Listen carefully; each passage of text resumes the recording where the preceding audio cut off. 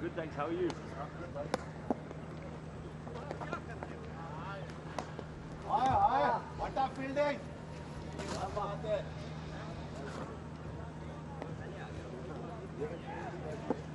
Nice.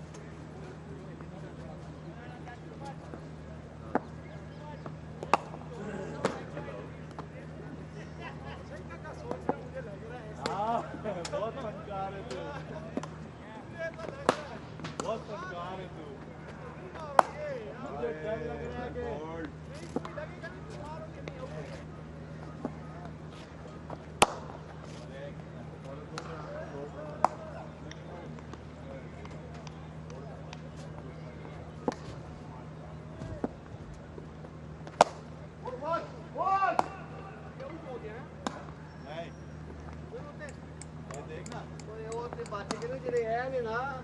जाने sir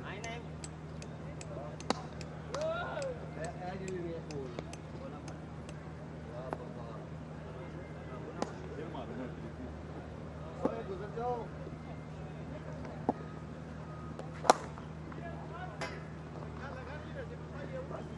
यार देखिए पीछे साइड वाला वो क्या है उधर। अच्छा हाँ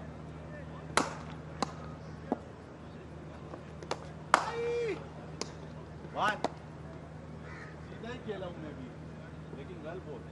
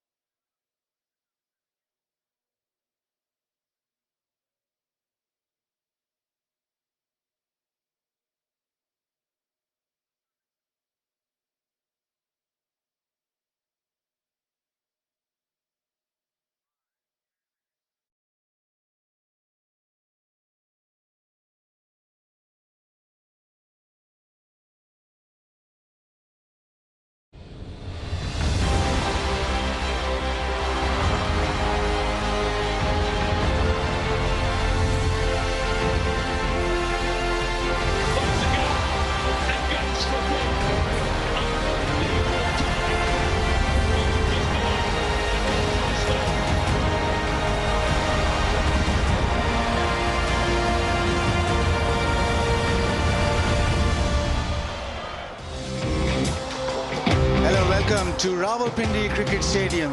It is the second test, day 3. Edge and straight away. Oh, that's close, that's gone. It's a fifer for Asif Afridi on debut. He chances his arm. Will he get away with this? Yes. And it's a half century for Muthusamy. Down the track and gone this time. Rabada just chips it in the air. It is a fabulous chip. With a great 50. This is for the team. Gone for the appeal and finger has gone up. Edge and gone. It's Rabada this time. Slightly short and Baba pounces. Oh, as I say that, there's a wonderful delivery. He's a master at a cover drive. Better dealt with. And Pakistan are still 4 wickets down. South Africa should be extremely proud of what they achieved today. They really have played outstandingly well. We're back in Rawalpindi for day 4 of this Vigotel Mobile Presents, and it's Pakistan taking on South Africa. But great to be back on pitch side. It's day 4, which is perhaps going to be a decisive day in this test match. Just a little recap of how things went on day 3. Of course, South Africa firmly on top. They've got the match very much in control after their performance yesterday. What a wonderful partnership we saw. Muthusamy with Rabada and Maharaj also chipping in with runs. South Africa were bundled out for 404. And in response, Pakistan lost early wickets. We saw that top order faltering, and Pakistan at the end of the day at stumps were 94 for 4, leading by 23 runs. Yeah, important first session we have here. Of course, it could decide the fate of this test match. So plenty to look forward to. And I've got Ramiz Raja and Sean Pollock next to me to talk about today. Ramiz, Pakistan lost momentum in the game yesterday. They started really well with Shaheen Shah Afridi getting them the breakthrough as well. But after that, what happened? They went into a reactive mode. South Africa played brilliantly as well. There's resolve and commitment, and they read the situation a lot better than Pakistan. Pakistan were on the heels, expecting the tailenders to make a mistake and falter, and then they probably get a breakthrough, but it did not happen. So from tactical point of view, I think they were clearly behind the 8 ball. From execution, from quality, I thought the South Africans played Pakistani spinners particularly well. You know, the threat of Noman and Sajid Khan was dealt with. And so, hence, Pakistan are in a situation, in a bit of a pickle. So from moving day to maybe a packing day. I don't know. I mean, day 4, it could be all over. It could be all over, but it could be a case of Pakistan putting up a partnership. That's the thing that we're all looking forward to, that what actually happens. But Polly, just reflecting on what happened yesterday, that wonderful partnership, Muthusamy sort of really showing his batting prowess, and then we saw KG as well. So that self-belief in South Africa, where does that come from? Is it because they're the test champions? Is that why we see it? Well, it might be that fact that they have found a way over the last 2.5 years. They have found a way to win games. When you said at the start of that Test Championship, the one that's just been completed, could South Africa make it? You look at their side and you go, I'm not so sure. But they kept finding a way of winning games. I think that partnership yesterday was another example where they just found a way. And I think the key to it actually was when Muthusamy started to trust Rabada, because he wasn't trying to harbour the strike. He wasn't saying, okay, KG, you can't bat. After about 5-10 minutes, he said to him, listen, KG, you're looking fantastic. I'm going to take the single and we're going to play. And that actually probably gave KG a bit of confidence to be able to play the way he is. I mean, when you saw the match summary there, I can't believe we haven't found an extra line for Kagiso Rabada to put 71 in there, because, I mean, that contribution was massive. And it was just amazing to see that turnaround, because, as you say, Pakistan were ahead of the game. And they need to pick up 1 more wicket, go into the second innings with a first innings lead. And they just couldn't pick up that wicket. And it caused frustration, it caused joy and self-belief in the South African camp. And that was the catalyst to what happened after that, with their ability to come out feeling good about themselves, pick up 4 wickets. You look back at this test series, Ramiz, and perhaps the biggest difference that we've seen is that lower order contribution between both these sides. I mean, it's been a struggle for the tailenders. Perhaps today as well, you know, what do you expect out of them? Because we've seen South Africa lead by example. Well, there's the sample size of how South Africa batted. Their last 4 wickets producing more than 200 runs. It's about reading the situation and trusting your skills. And I think it has to start in the nets. It has to start with a good environment where the tailenders have a sort of a clarified role that what they need to do. Pakistan also missed a couple of chances as well. And this sort of blip of losing wickets in the second innings is causing them a lot of concern, because you know, any other team with a 71-run lead and how you played in the first test match would have weathered the storm.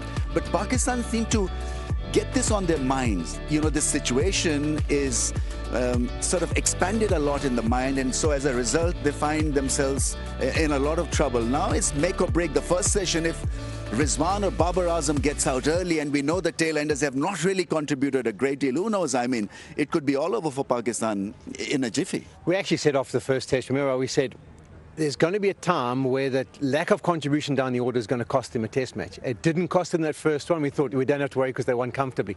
They've put on 50 runs in 3 innings from 6 down, for the 6th to 10th wicket part. So that's been 50 runs in 3 innings. South Africa have put 330 in the same amount of innings, and there's been the contrast and difference. Didn't cost Pakistan in the first test, but it might just cost them here. And quickly, I think if you want to become a very good test side, then you've got to bat well in both sides, in both innings. You've got to bowl well in both innings. It can't be just a one innings miracle. Yeah. I mean, it was a miracle in Lahore. It didn't happen here. Yeah, they've got to be more consistent. But one thing that has done well in this test match is the pitch. You know, it's definitely, there's been no demons that we've seen in the pitch so far. Let's find out if it is going to play any differently from Bazid Khan. Yeah, 4th day of the test match, and the question is, how fast will this game progress? Now, over the course of the 3 days, the pitch hasn't really progressed that much. You talk about average turn. It has been 4.2, 4.2, and then 4.5. So in terms of that, there's not been a significant amount of development of the spinners into the game. And the spinner that has got the most turn has been the one that has been the slowest, that is Maharaj. So he's been able to extract most turn, 4.9 degrees, with a little more flight. He's bowled slower. Look at the pitch, and obviously you'll have a little bit of development close to the bat. Yes, there are a few patches, but as you, come on Buggy, let's walk. As you walk down the pitch, this is beautiful. This still looks like a surface that you want to bat on. There's nothing at all that suggests that anything then the ball coming onto the bat all throughout. So all that is beautiful. It is just the end. So we come to this end, and there again the foot marks, a little bit of development here, which you expect on any sort of surface, but you don't think that it is so bad that you can really roll a side out quickly. So this match still is open. Yes, Pakistan slightly on the back foot, but it is still battable. You can still put up runs, and a good partnership like we saw with South Africa. A couple of good partnerships turned the game. A couple of good partnerships. Pakistan could turn the game. I think the first hour or so, first hour and a half will be so important, because that's where the tone of the day does get set. Well, Bazid Khan, just talking about these conditions, Ramiz, I mean, talking about the fact that there's not been a lot of extravagant turn, then what explains the top order sort of faltering, giving Simon Harmer 3 wickets? So is it a case of just poor batting from Pakistan then?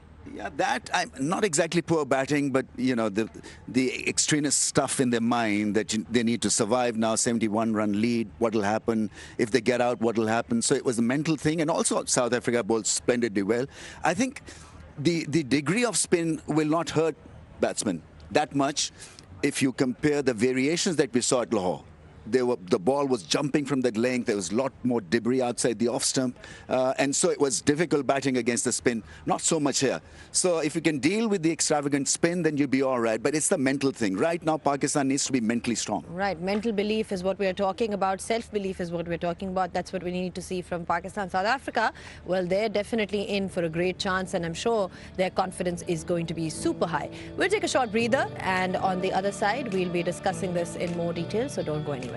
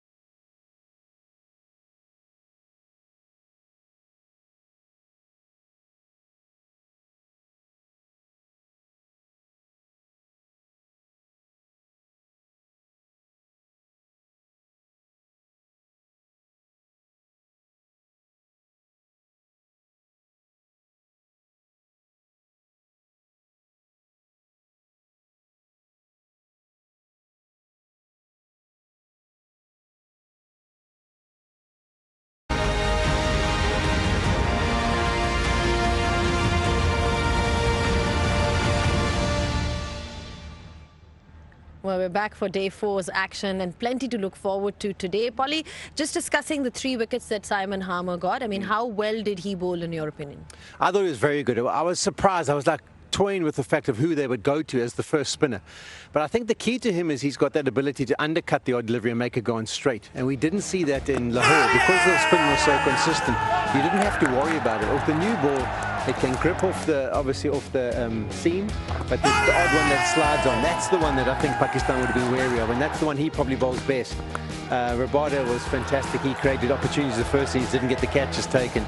And then the last one from Harmer, that was, for me, that was fantastic because you shouldn't really be deceived by a ball bowled that slow. You should be able to adjust as a batter, but he perfectly looped it up, did him in the flight, got him out in front of himself, and then as he drove, he got the edge through. So, yeah, Harmer's been really good, and I'll be interested to see how they start. I think they'll probably start with Rabada and Maharaj this morning, but I wouldn't be surprised if Harmer gets a go soon after. Right, Babar Azam, again, Pakistan resting their hopes, spinning their hopes on someone like him. He's out there with Rizwan, and he was looking really good yesterday. Yeah, I mean, this is the best I've seen of Babar Azam in the last year and a half in Test match cricket because his defence was immaculate, the driving through the offside was heavenly, and there were crowd there to enjoy this knock from Babar Azam. So he holds the key to success. I don't know under what circumstances he'll be operating out there because he's carrying the burden of the entire innings on himself, and he bats well with Rizwan, by the way. You know, a couple of 100-run partnerships in Test match cricket, like 4 50-run partnerships as well. But once he defends well, then everything else falls into place. And so his play against spin, his play against pace was extremely efficient and important. Yeah, I mean, nothing earth-shattering about it. He plays through the offside brilliantly. We've always known Babar Azam does that. I suppose South Africa will probably see him after what he's put on as the key to get out. But the good news is, Osama was telling me this morning that when he has a sleep and comes back to play his innings, he doesn't go very well. So we'll have to wait and see how that goes today. He doesn't sleep well, or he doesn't score? No, he doesn't get runs after sleeping. Restless. Osama told us that one, so we'll have to see how it gets on. If he ends up scoring, then we're definitely coming for you. But it's not just about Babar Azam, Polly. Rizwan is also on the other end, and we saw that it is about partnerships. We can take a leaf from 100%. South Africa's book. How do you think Pakistan should go about their business? Salman Ali Ala and Rizwan, I think those two are key as well, because why are they positive? So they're not going to allow South Africa just to bowl to them. If they get opportunity, they are going to score. They have to score. They have to get runs on the board to give themselves a bit of a buffer to try and bowl South Africa out. So there's obviously these 3 batters. You've got Baba, who's in, and he'll occupy the crease. The other 2, they have to form partnerships with them and play positive. South Africa need 2 wickets, and then they're going to feel they can run through the tail again. All right. Thank you so much, gentlemen, for your thoughts. And, of course, we are only moments away from all the live action. Babar Azam and Rizwan are out there, and they've got a job to do. They've got to build a partnership. They've got to take a leaf out of South Africa's book, the way we saw their tail sort of hang around and score all those runs. What a wonderful performance. What a wonderful fight back it's been from South Africa so far. So all to play for on day 4 as we take a short break, and we'll see you guys on the other side.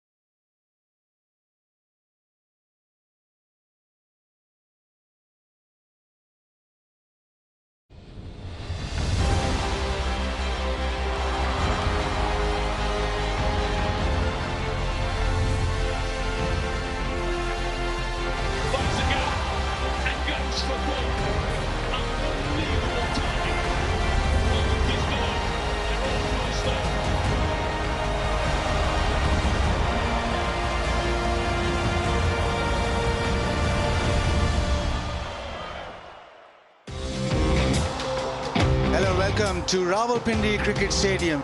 It is the second test, day 3. Edge and straight away. Oh, that's close, that's gone. It's a fifer for Asif Afridi on debut. His chances is on. Will he get away with this? Yes. And it's a half century for Muthusamy.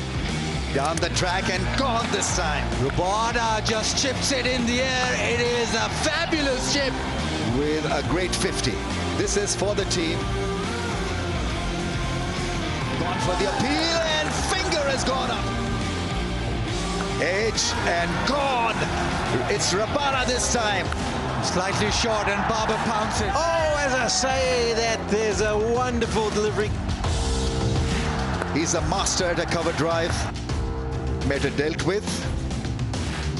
And Pakistan are still 4 wickets down. South Africa should be extremely proud of what they achieved today. They really have played outstandingly well.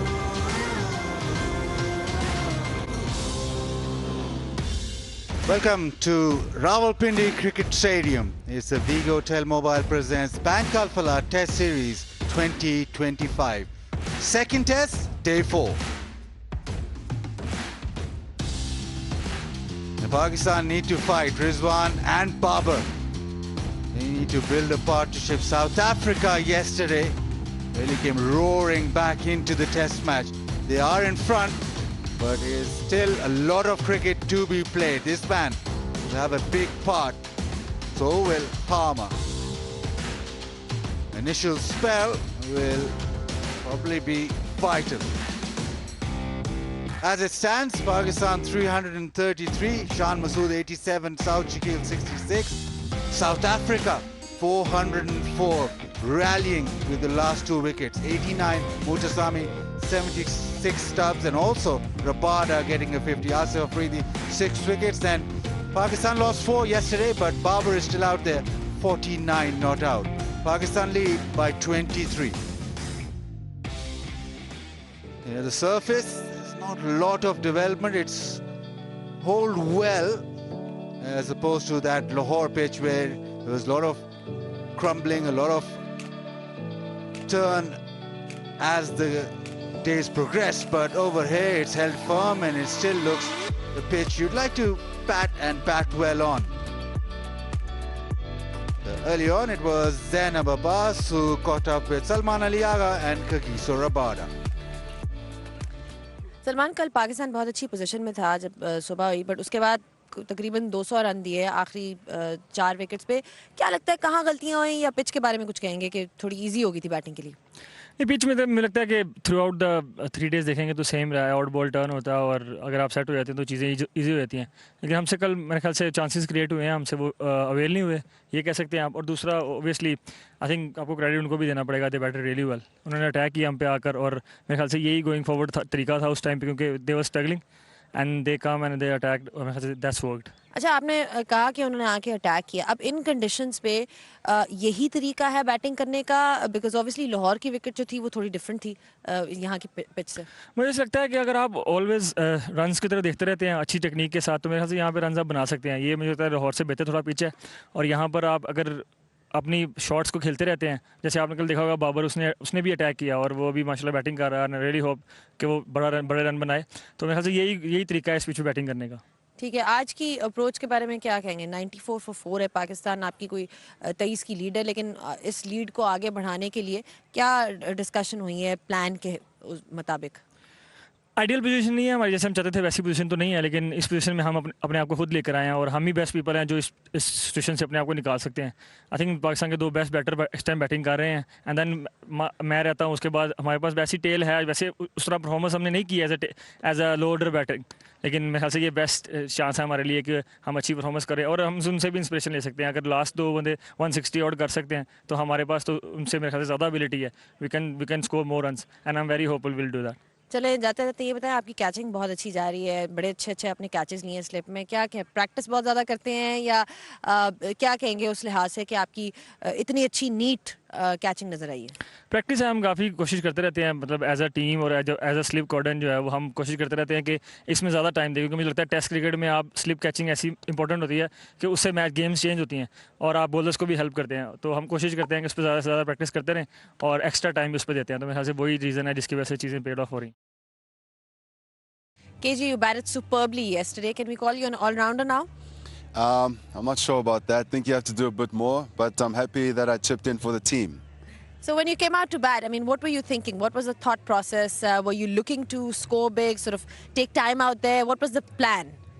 Yeah, the plan was to play some shots. You know, not to try and like necessarily hang around because you know, one ball's got your number on it. So luckily it went my way. Everything I tried to do sort of just executed. So it was just one of those days.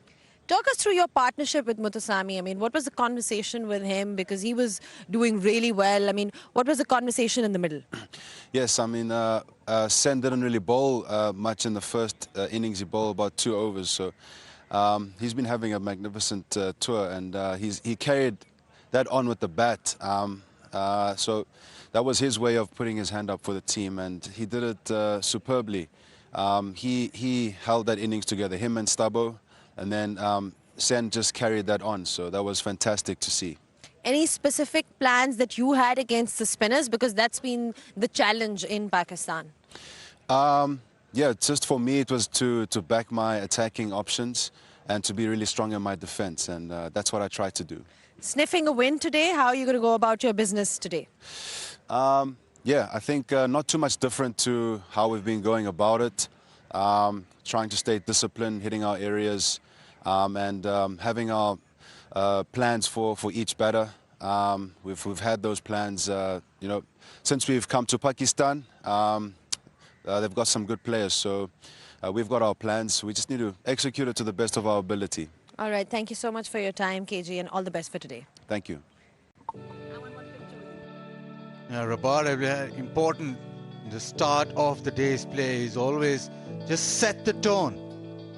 Being able to hit back of a lane. Now, he'll be in play, massive with the bat, but with the ball, he'll hope to make an immediate impact. Pakistan just lead by 23, and that group of players know how important it is to start. Probably the first hour and a half will define this test match. Ron Pollock very happy yesterday. Will it start off in South Africa's favour? That is the question. Yeah, it was a great fight, great character from the South African Proteas yesterday. Peter Markham giving them the final instructions. So basically the match is 23 for 4 in the second innings, Pakistan. And Kaiser Rabada was brilliant, as was Keshav Maharaj in the first innings, and Simon Harmer first up yesterday. But they kind of have to put that behind them. I think this next hour will be vital. If South Africa pick up 2 wickets, you think they are in charge of this test match. If in the first hour nothing happens and Pakistan continue with this partnership, all of a sudden the game will be back in the balance. That's in Chris Brown, the umpires. For those of you who don't follow the game all that closely, what happens for the first innings, they stand at the same side, and then when the second innings starts, they change ends. So it's always a little bit of an adjustment the umpires have to make.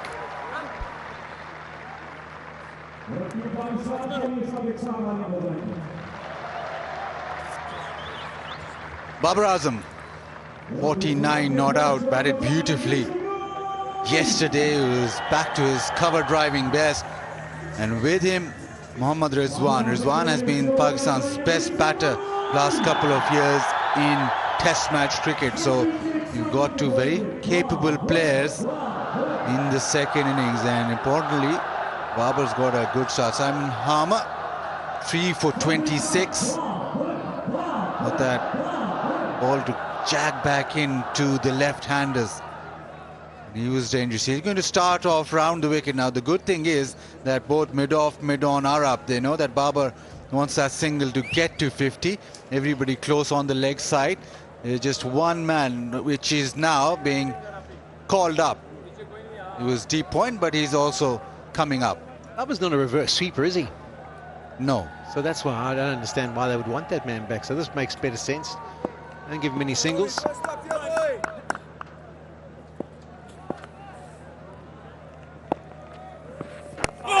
This is what South Africa want, to keep Barber at 49 for as long as possible.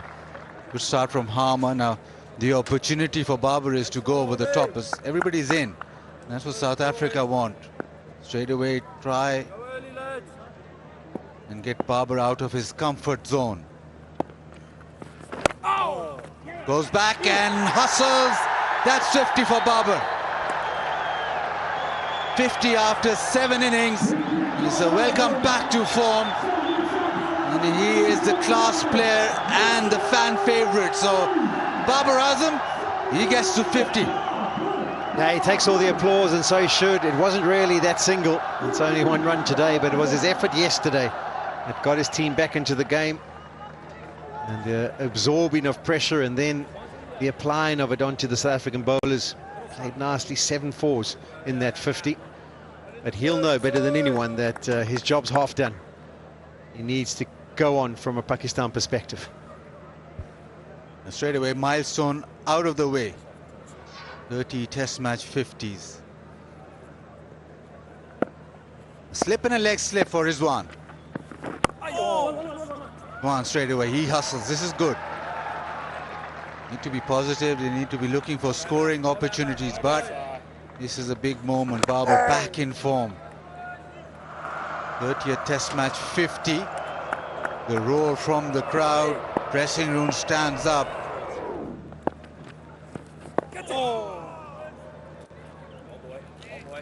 Better length, but Babar's had a little struggle in the recent past. So he'll like to make amends in the ideal opportunity now. Pressure on, second innings. They're match-winning knocks. Oh, that looks very close, and that is it. Babar 50 and out. Harmer gets the ball to turn, stay down. He is absolutely dead. Yeah, brilliant from Simon Harmer. He was so important in South Africa's cause with the new ball yesterday. A start of a fresh day. He struck again. No surprise. These days, they'll send it up to have a look. TV umpire to director, we have a player review for LBW. Original decision is out. I've checked the feet, it's fair delivery. Can we go to front on, please?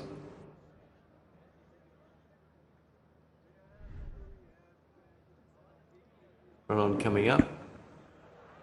It's gone close to the bat. Can we check ultra edge, please? Ultra edge coming up now, Chris. Got a flat line. Got a flat line that goes past the bat. Got no bat involved. So we'll go to ball tracking when it's ready, please. Ball tracking coming up now, Chris. Pitching in line, impact in line, and hitting the wickets. 3 reds. Chris, stay with your original decision. I'll let you know when you're on screen. Hitting middle. Harmer with a huge wicket. This is a huge moment in the test match. Babar got to his 50, but in the very first over of the day, South Africa have him. Pakistan 96 for 5.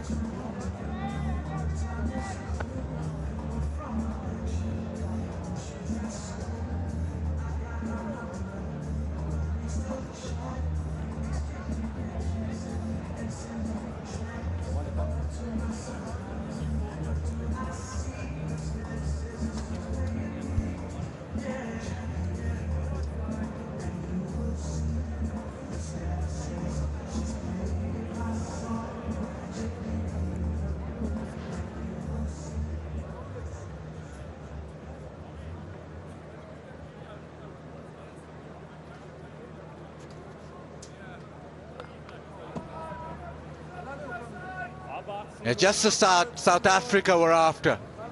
Salman Ali Agha walks in. A good player of spin, but there is pressure.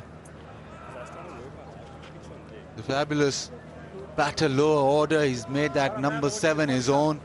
These two batters have been Pakistan's backbone in Test match cricket, Rizwan and Salman Ali Agha, but what South Africa wanted, they have got.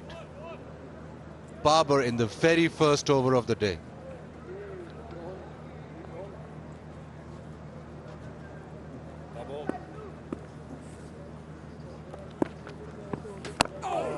Well, a brilliant over from Harmer. Pakistan 96 for 5. Now, we've seen a couple of times in the test match to Zorzi. Have a look where his head is. Look where his head is in conjunction to the stumps. That's what he did wrong on that one. So because his head goes over, he's cutting across the delivery. He's not getting into line. And that was wonderful from Harmer. Good angle. Pitches on. Straightens. Knocks over Babar Azam. The perfect start for South Africa.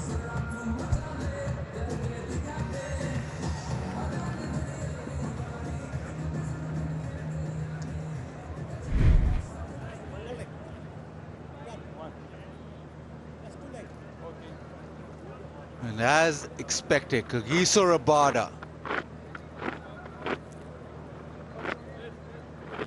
been fabulous, although he's not got a lot of wickets, but even in Lahore and Rawalpindi, he's tested the batters.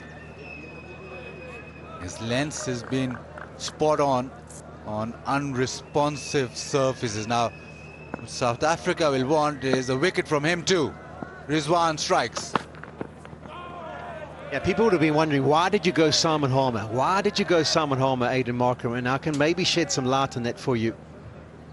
We saw yesterday 2 reviews that were sent upstairs, both times beating the inside edge of Babar Azam. He was having trouble with the ball turning back. They were sent up and there was inside edges involved.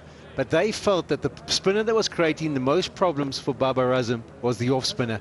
And there's an example of it again. Beats the inside edge again. No contact this time. And traps him in front. You're absolutely right. I think you're spot on with that. But just to add a spanner to the works, the last over yesterday was bowled by Maharaj. So he couldn't have bowled the first over.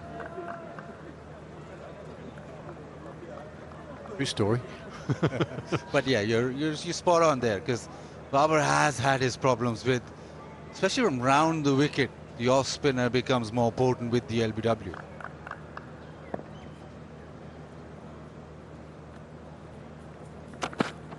Oh, lovely.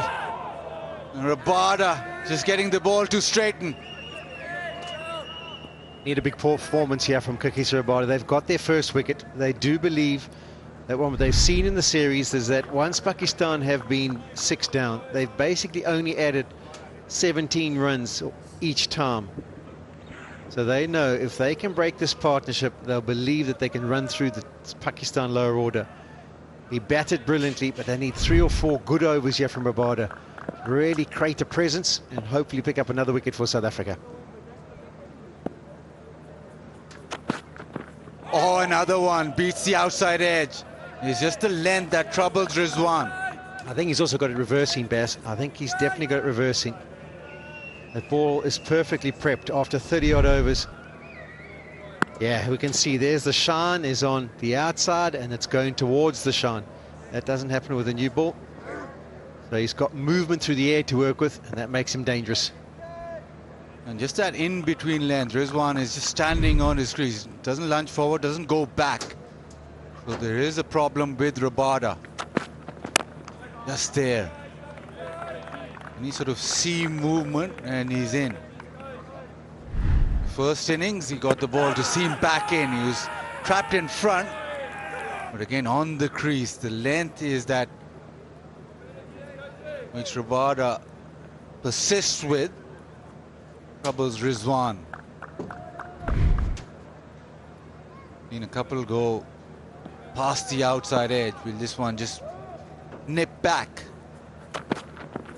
Or did nip back, but just outside off stump. 96 for 5.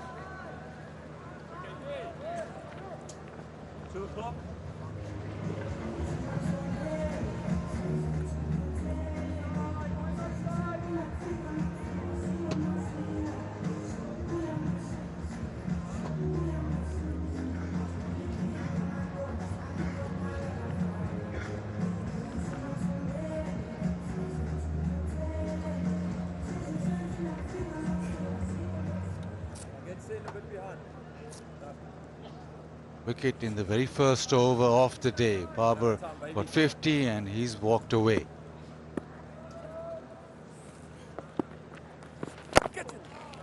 Armour from round the wicket. Oh, a little bit of a humble.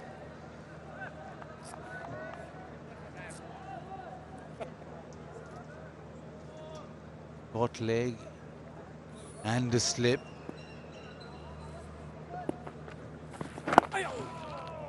This is what he's bowling at. But Barber ABW just wants the ball to turn back into the stumps. And the first test, these two were fantastic in the partnership, weren't they? But the key to their partnership was positivity. So we're going to have to wait and see how they go about it. They found ways to rotate the strike, keep the scoreboard ticking over. They need runs. South Africa have got time in this test. They're going to have to bat again. How many will they have to chase? Pakistan have to make as many, squeak out as many as they possibly can. Even if you get to 100, 125, you never know. Yeah, we saw Rizwan and Salman employ the sweep shot a lot. Like that. And that has hit him. He's hit the middle of the bat and Tony just wears one. Always wonder why they don't maybe put on 2 thigh pads. You know, they've got the knee shin guards on, but often they turn when the shots are played. You think, well, maybe if you put on 2 thigh pads, inside thigh pads, give yourself the ultimate protection. There it is. Rizwan now with the paddle. This time doesn't get it through. Yeah, with so much protection, will he be able to move, though, and catch those brilliant diving catches? Well, you can move when you bat. We'll have to catch. They have to move, run down the wicket, run between wickets. Surely it'd still be okay. Maybe we don't have to have as bulky a thigh pad. Oh, nicely bowled. You shorten the length. He's still aiming for those pads and he's causing trouble as Harmer. 97 for 5.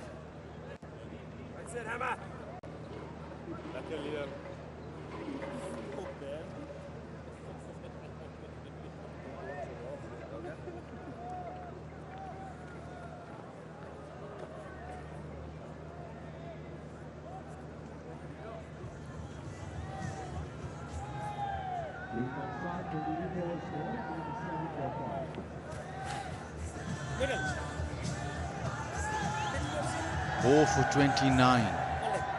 Armour in the threat. Bada first over.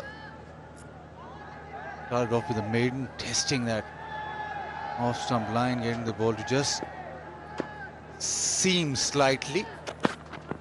Oh, the outside edge found, and that'll just trickle away. Will it make the fence? Oh, brilliant. I tell you what, if you ever wanted to understand how important every run is, you just look at this performance by the South African captain. He knows every run that they don't have to chase will make the job a lot easier. He charged after that, launched himself. I think this is a brilliant job. Got into a strong position, scoops it back. Yeah, good job done. There's the commitment. Another good delivery that from Bravada. Movement, outside edge. He's asking questions.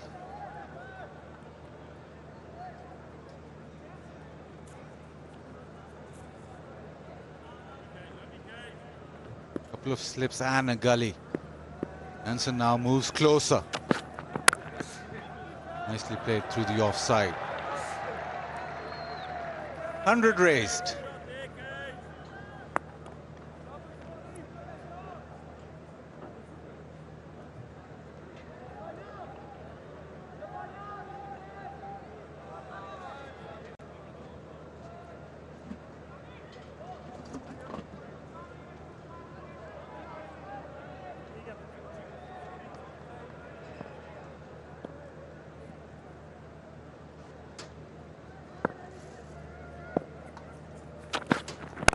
Oh, that's the one that nips back in.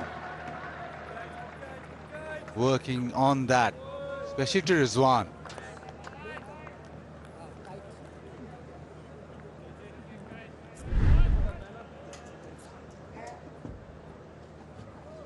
taking the ball away, and then the last ball just nipping back. So just setting Rizwan up for that little in-swinger.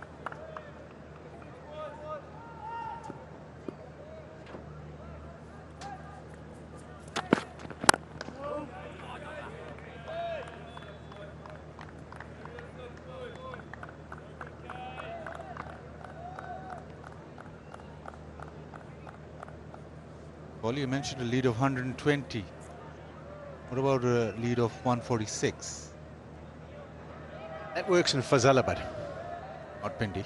I'm not too sure about Pindi. I know it works in Fazalabad. In 1997 it worked.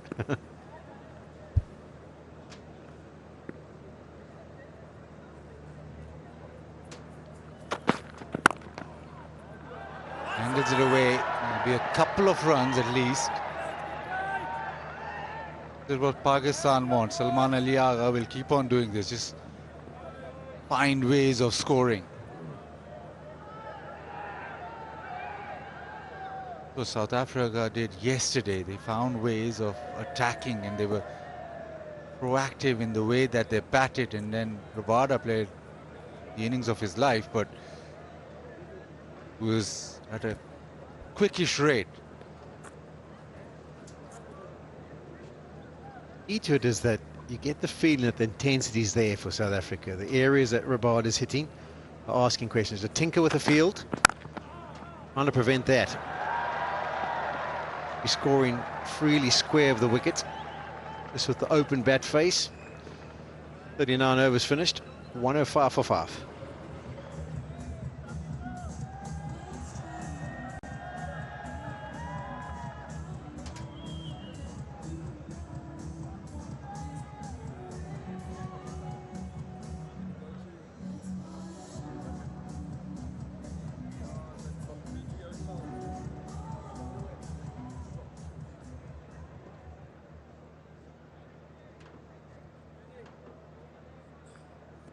$1997. Go back there now for the one-day series. Faisalabad. South Africa winning by 53 runs. Sean Pollock 5 for 37. Must have been doing all sorts.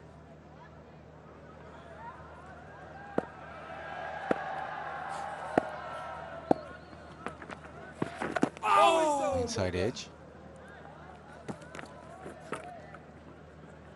Now the stats gurus that you are so fond of remind me that yesterday there was a wicket in the very first over too. Today we've had a wicket in the very first over, and then the second wicket fell in the 8th over of the day. So maybe we have to wait a bit now.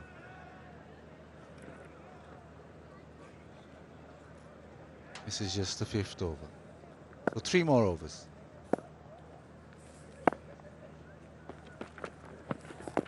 Inside edge. Doesn't go square. I would actually like the Dhoni field. You know that one he made so famous? I'd love Marco Jansen to come in that leg gully there. Because you're still stopping a single. But it just makes the batter think about this shot. Can I defend this way where I close the bat? If it pops up in the air.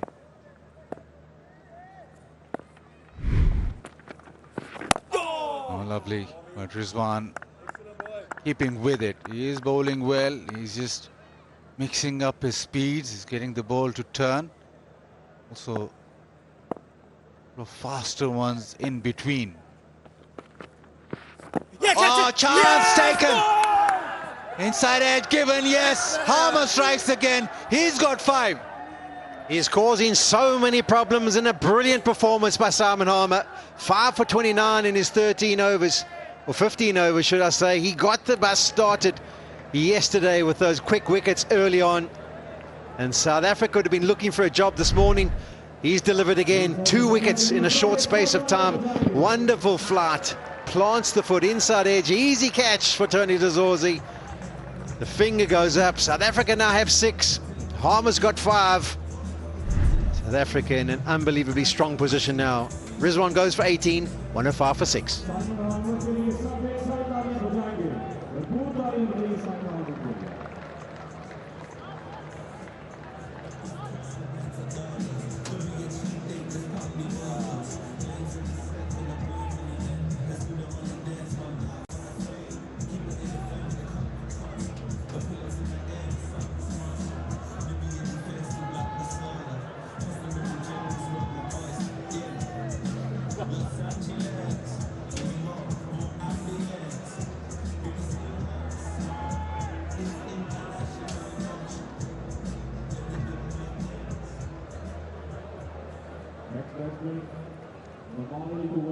And Noman Ali has to do a job with the bat. Pakistan now really struggling. He can hold the bat, he can get runs. He's got a first-class century.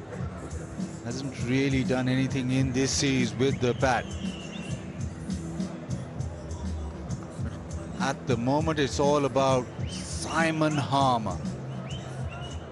First maiden fifer in Test match cricket.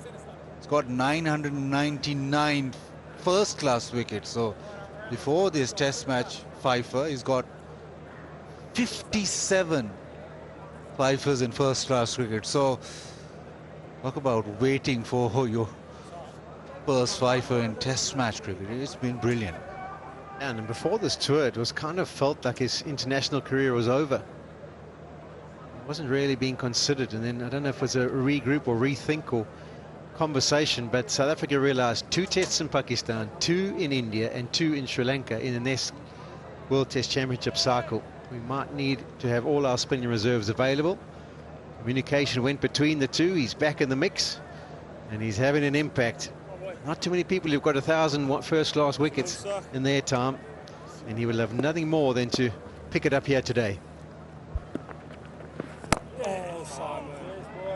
Worked brilliantly from round the wicket to the right-handers. The 2 overnight not-out batters dismissed. Now, the funny thing too, in the modern era, it's about matchups, and they say, oh well, let's get left-arm spinners onto right-handers and off spinners onto left-handers. Well, Harmer's turned that on its head. He's shown, bring me any batter. If it's turning and I'm getting purchase, I'm effective against anyone. 105 for 6. There's one couple of balls earlier which was edged and went to almost leg slip. This one a thicker edge. Yeah.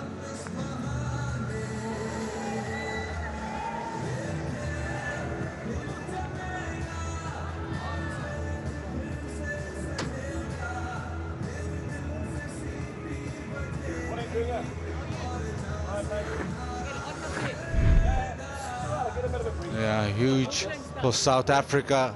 Rizwan and Babar both dismissed. Now it is up to Salman Ali Agha to shepherd the tail. They've not got a lot of runs this Test series. Yeah, the key is you can't be caught in no man's land, and the Pakistan batters would know it better than anything. You can't afford to be half forward or half back when you're playing against spin. You need to show proper commitment. I mean, he could have played it off the back foot. He could have given himself a lot more time, dealt with it and just nudged it to the leg side. But he half committed forward and then looked to play it from there. You cannot afford to be caught in no man's area when it's spinning. You either got to be way forward, way back, and that's what the best players of spin do. You think of someone like a Brian Lara, he used to get a big stride to defend, or used to jump backwards and cut the ball.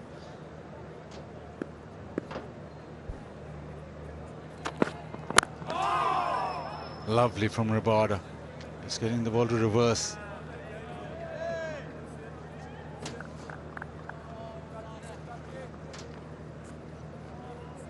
Bank Alfala's 1100 plus branches. Open your current account from your nearest branch to enjoy various free services. Earn Orbit awards by maintaining or growing your balance. Maybe with that account you can probably get some acreage.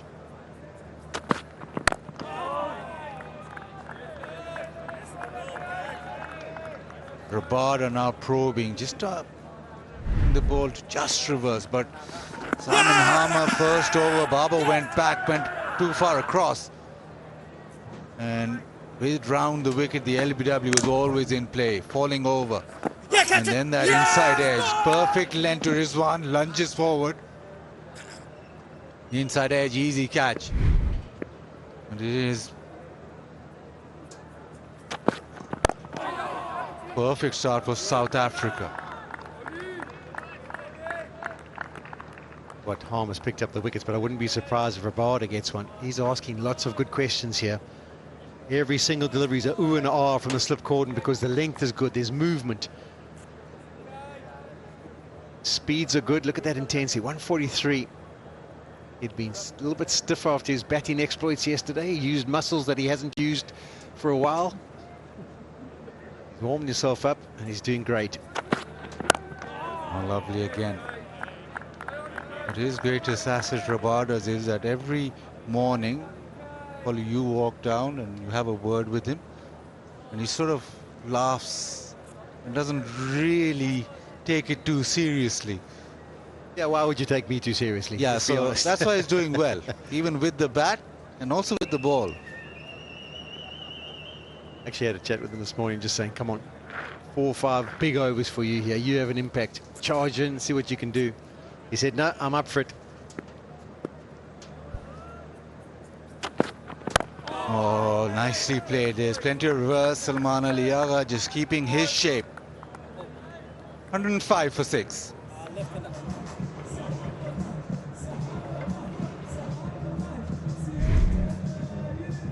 There we go.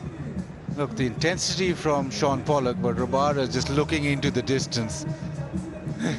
not really paying attention. You're trying your hardest, but no. He knows what he's doing.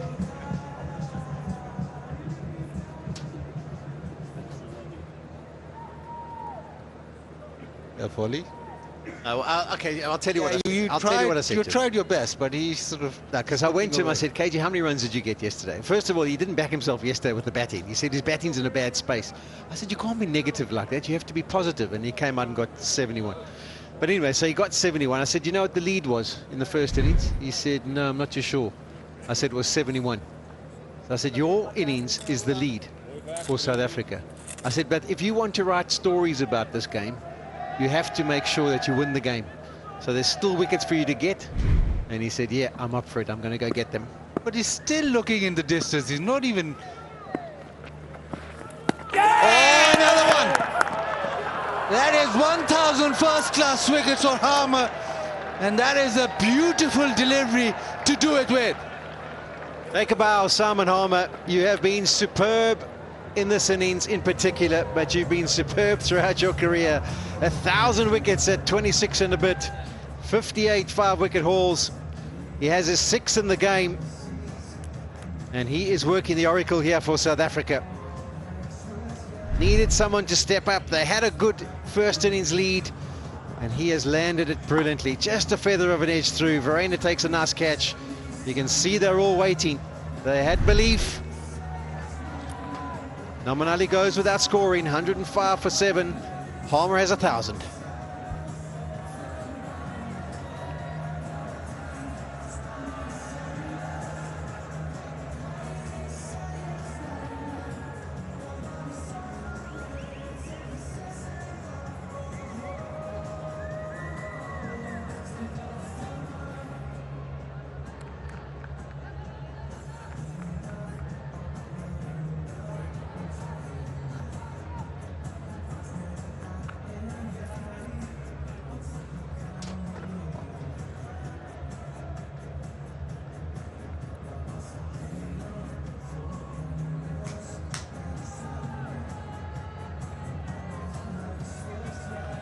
Simon Harmer, 1,000 first-class wickets. Today he's got 3 for spit. Shaheen Shafridi walks in. The one-day captain. Any player, the innings, just give Pakistan a little of hope. But it is Simon Harmer. Slip gully. Silimidov. Oh!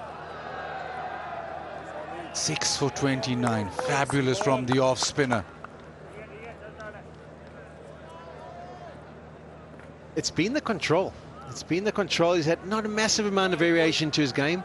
It just lands it with good control.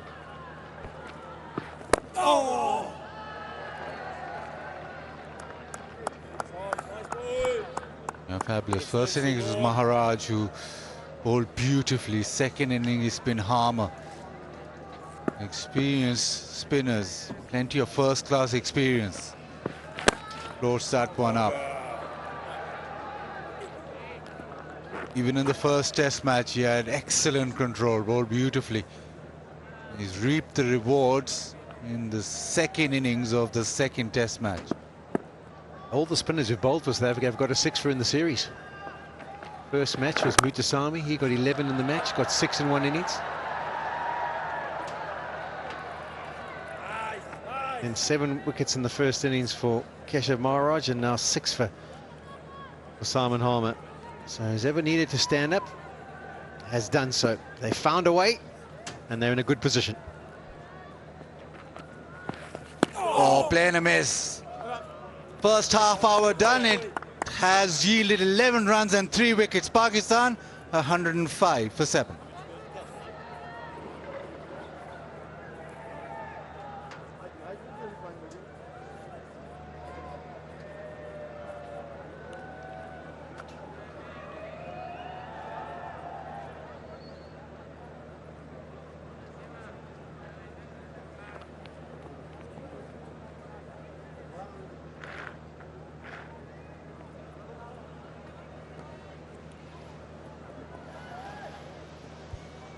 Series dominated by spinners. Who would have thought South African spinners, after producing so many great fast bowlers, would come and absolutely be all over Pakistan in Asian conditions? Bit of hesitation. It's a direct hit. Both are on the floor. I think he's probably out. Shaheen Shah Afridi was a little hesitant getting to the striker's end. Can I see your best angle, please?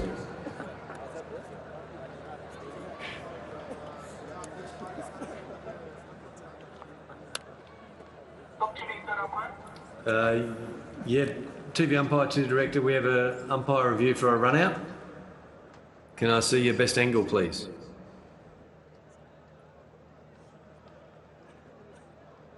Can you hear me now, Alvin?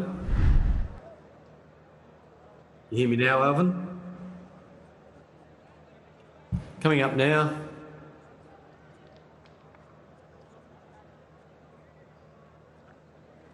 Just coming, the replay's coming up now. Yep, bails are off. Thank you. I'm ready to make my decision.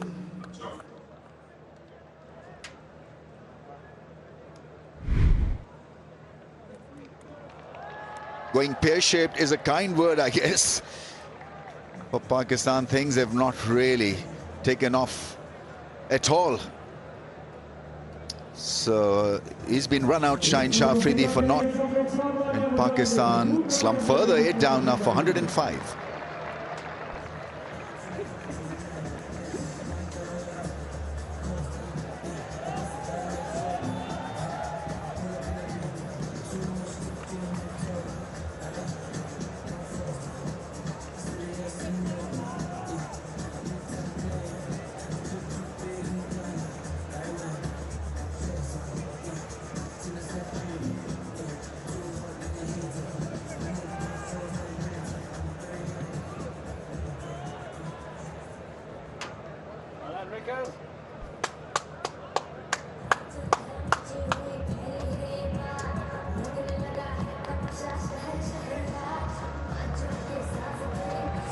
Pakistan would be extremely disappointed with how things have shaped up in the second innings. They were marked for an average batting performance because the record tells you that something happens. And it's not so much a technical issue, but more, I think, a mental issue, Waqar. Yeah, when you lost a game in your mind, there's no way you can win on the field. Nicely tucked away. This will race away for 4. Pakistan need plenty of runs to just get back in the game.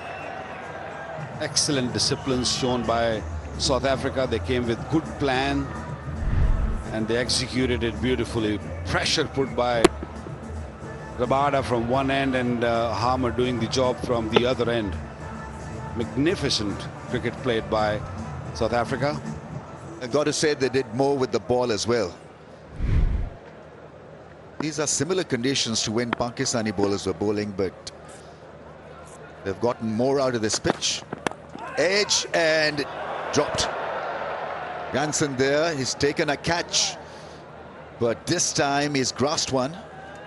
And he says he's okay, but ask Rabada, he may not be okay. A few catches have gone down on Rabada's bowling. This one was travelling very quickly, and he's not standing too far away from there. He's the only one who's standing maybe, what, 15 paces away from the bat. Not easy to catch those. No. The other thing that South Africans and bowlers have done so well, they've set a field and bowled according to that field. Run out, the hesitation, Shaheen Shah Afridi shot at the crease by a few inches. And then took a fall in the end, so what a graceful way to exit. And he knew straight away that South Africa had a strong case.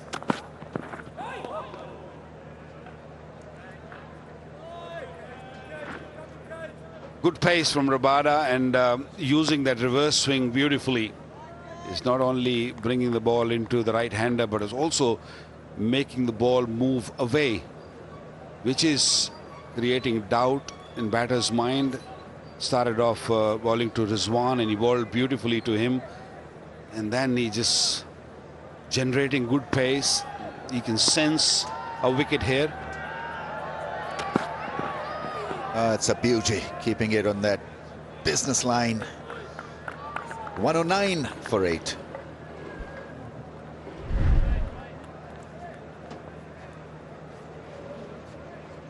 Simple, very simple. Just hit the length and let ball do the talking.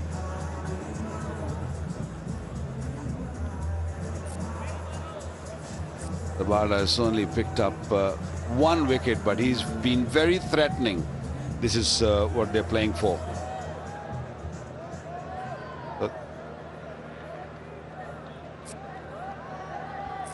South Africa lost a match at Lahore, and came here. They were out and down, really down, and even they lost the toss also.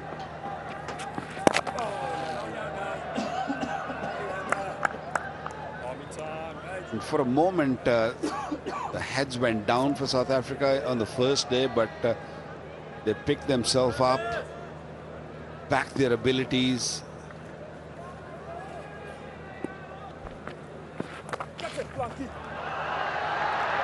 Yeah, I mean, that's a good shot. He's got this great ability to bat in this fashion with the tail. Salman Ali Agha, somehow he maintains calmness and sobriety in the middle of mayhem. Really well crafted sweep shot. I think Rizwan would have been better served playing that sweep shot instead of playing with a straight bat.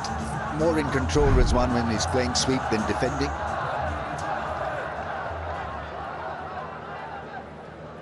It all started in very first over when Babar totally misjudged the length of the ball, went back on a delivery which should have been played on the front foot.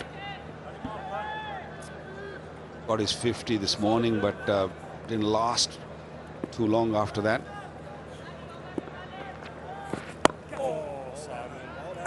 Let's try to build a case here for Pakistan. Now they're 42 runs ahead. So their aim has got to be 100 at least, and take it from there. Let's see how then South Africa respond to a pressure situation, because this pitch is going to get just a little bit tough. Excellent shot making from Salman Ali Agha, improvisation to go with that shot. Wonderful hands. I think that's the right way to go, especially for Salman Ali Agha. Just keep playing your shots, keep scoring runs, because if you just keep defending, you're not going anywhere. And the effort from the South African fielders are amazing. They know it's going to be hard later on to bat on this, so they don't want to be chasing too many. Exactly. So this partnership has got to last for a few more overs. It's 12 of 9 balls. Sajid Khan has got to hold his nerve, make sure that he doesn't really play erroneously. Make sure that you help Salman Ali Agha develop a bit of theme. Oh, can't afford another run out. Quite a character. Sajid Khan will give his best, I'm sure. Does that with the ball in the field.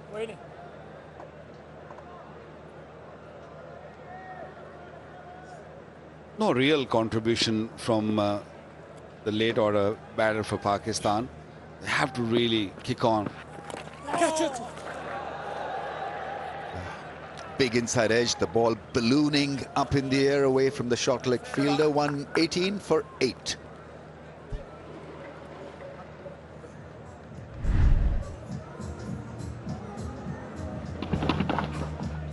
Again, pushing at it. Salman Ali Agha. Similar mistake was made by Rizwan. Have that short leg fielder. It's important to just get on top of the bounce or just play on the back foot, but you have to judge the length. That's the key. Pakistan lead 47. Still way behind. They need at least another 100 to make some sort of game. Rabada bowling with bit of steam. South Africa sensing a kill clearly. Gets it through for a run. No. Refuses a single. 145.2 kmph, so that's serious stuff from Rabada.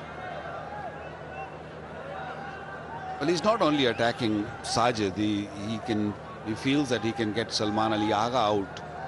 That's why the pace is up there, and he's got 2 slips waiting for catch.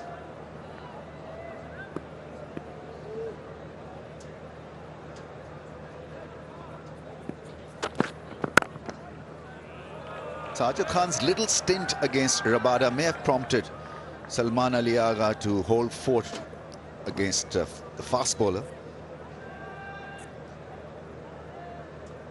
I think is smart, because the few deliveries Sajid faced, every delivery was a drama, so it's better Salman Ali Agha takes the charge. That's why I feel that him batting at number 7 is a little late. He's probably a bit more organized, bit better form than the others. So batting at 7, and then he had to really play with the tail. It becomes harder. Or tail of Pakistan collapses. 5 for 17, 6 for 17, 5 for 17. 17 is jinxed. 4 for 9.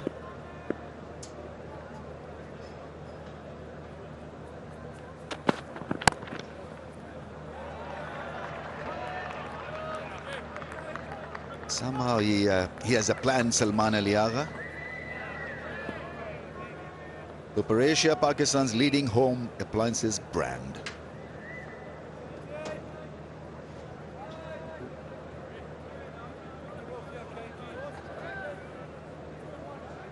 And at times it must get tough for Salman Ali Agha also, because if given a normal passage of play, he would score a lot of runs, but he's got to take risks, improvise at times, make sure that Pakistan are out of a tough situation. That takes a mental and a technical toll. I'm sure it would, but he's ideally suited, because Pakistan go through these massive collapses. So somebody really to show them a way of not collapsing. Well, the best way is to bat him at number 4. I think if he bats at 4, you will not have this situation.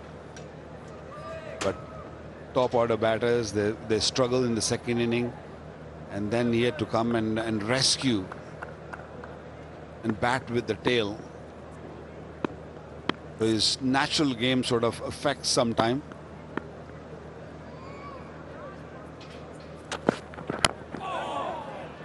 Survives the last ball of Rabada's over.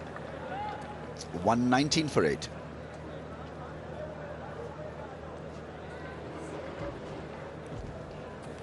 Yeah, bats superbly with the tail, bats well at the, what, at 7 and 8. Look at the averages.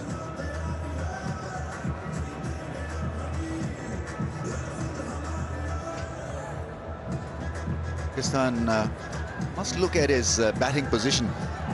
You know, it's a simple way of looking at changing a batting position. If you've got a form player, you've got to make use of that form. And he's good enough to play spin at number 4, at number 5, maybe even at number 3.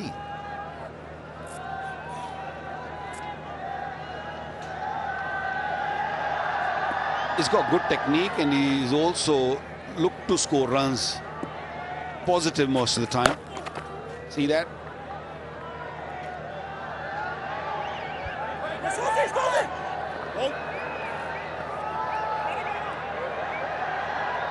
Yeah, it's consistency. And look at how he's bowled, especially from round the stumps, really, to create that angle to hit the mat every time. To test batsmen for leg before. What he's trying to do, Salman Ali Agha, here is to just put him off his length by using his feet. Got to be ready for that arm ball then. There's no slip in place, so they want him to take a single. And there are only 3 fielders on the offside. Oh! Ball a little slower and now onto the leg stump. I think what Salman Ali Agha is looking to do is just to explore that offside rather than onside. Go fielders on the boundary on the onside, but the offside is pretty empty. An opportunity to pick up 2. That's well played. The lead is now exactly 50.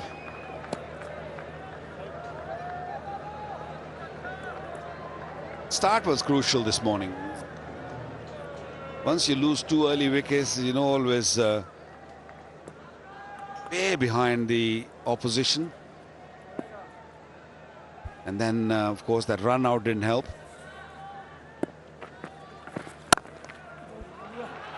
They'll probably pick up another couple. That's good batting. Harmer there trying few things. And then walking out of the crease, trying to use his feet. It's actually worked in a way because his length has gone just a little bit off now on a couple of instances. And that's because Salman has used his feet. He's ran down the pitch a couple of times, and that's why the Harmer had to alter his length, go a little bit wider. Yeah, that's good batting. Excellent batting. That is where he's so good. Salman Ali Agha read it so well. Picks up a run. Will keep the strike. 1-4 for 8.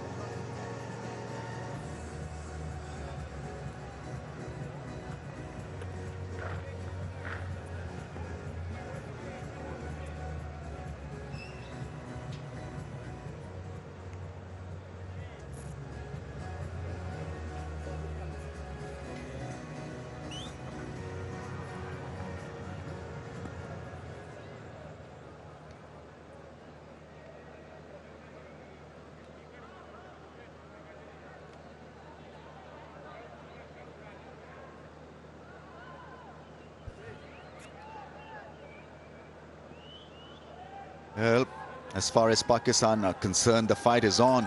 Salman Ali Agha on 23. He's played beautifully, and Sajid Khan is his partner. Partnership of 19. Rabada probably bowling his last over of the spell.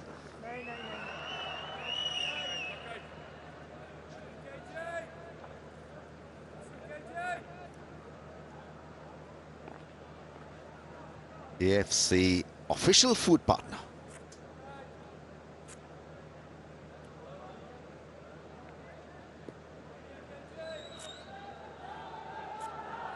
not many occasions we have seen bowler bowling his sixth over in the series. Rabada, because he's generating pace, getting the lines right, getting the lengths right, and not bouncer also, decided to go for one more. The right way to go. I think one end you keep the fast bowler on, other end there's always pressure. They have to score against spinner because Rabada is not giving anything away. And I think that's where Pakistan missed out yesterday. Shaheen's couple of spells were a little wavered, I felt. Didn't use the bouncer and the lengths were way too full. Allowed Rabada and company to play those drives, score quickly. I think that's where Pakistan lost it a little bit. They not only they didn't pick up a wicket, but they couldn't really stop the flow of runs. Test match cricket tests you all the way, so you have to be really ready for all situations.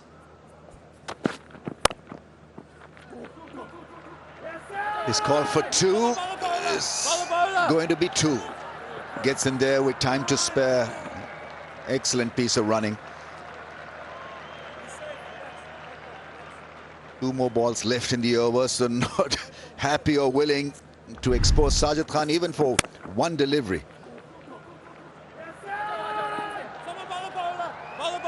Very positive running. You don't see Rabada getting frustrated because he's putting everything out there. He's unhappy, frustrated that the fielder in the deep could have stopped that single. He wanted to bowl at Sajid.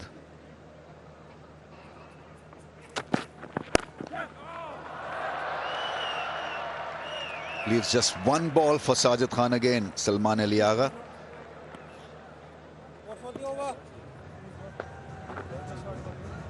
On the other hand, South Africa were quite happy to expose the strike to Rabada, and it worked perfectly. This is a different scenario. I think Sajid will take a little bit of time to warm up to the task and get the confidence of Salman Ali Agha so that he can expose him maybe for more delivery than just one. Now the field shifts completely. Fielders have come in. There's a short leg under the helmet. Salman Ali Agha be telling Sajid right now, this is probably the last ball he's bowling. So just be aware of that, be watchful. And if we survive this one, he won't be bowling after this. Yeah, tried the bouncer. Somehow avoided Sajid Khan's gloves. Terrific opening burst from Rabada. 1-2-7 for 8.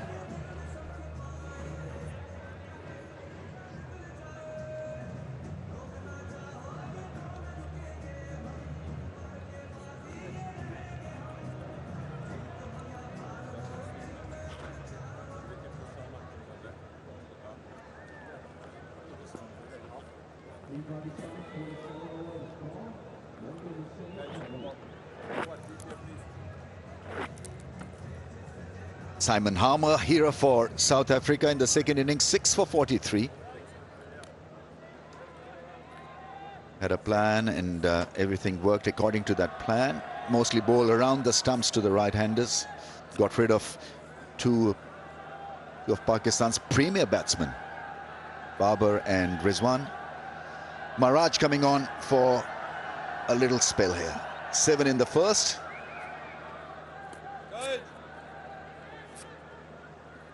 None in the second, but there is potential because the ball is now gripping and spinning with a little bit of variation off the surface.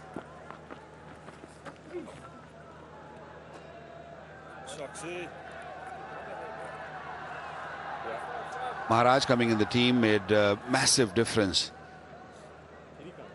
Not only performed with the ball, picking up 7 in the first inning, but also the crucial runs he got in the first inning.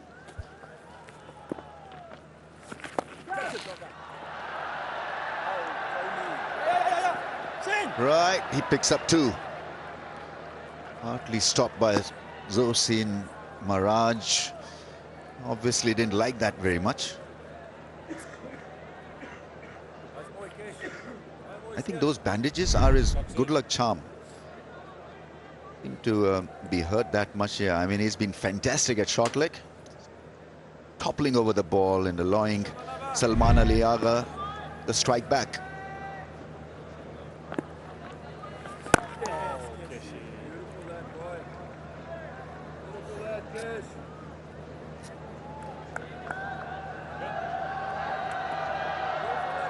You're allowed to put all those tapes on your non-bowling hand, but you're not allowed on the bowling hand. As a batter, you can always ask the umpire, tell the bowler to take those tapes off if they're on the bowling hand. Non-bowling hand, modern days, they play so much cricket. There are wear and tears and broken fingers, so much happening on those hands. Bowl him! The straighter ball and chopping it on the stumps. Maharaj move working. I just can't believe it. I don't know why is he stopping. Clear as a bell that ball hit the stumps and the bails were off, and Maharaj is off the mark in the second innings. Yeah, anything Maharaj touching in this game is turning into goal. Little quicker, little straighter, and Salman Ali Agha got a little excited seeing the length short. Had to chop it away, but chopped it onto the stumps. Scored good 28 of 42 deliveries, but not enough. 129 for 9 Pakistan and his drinks.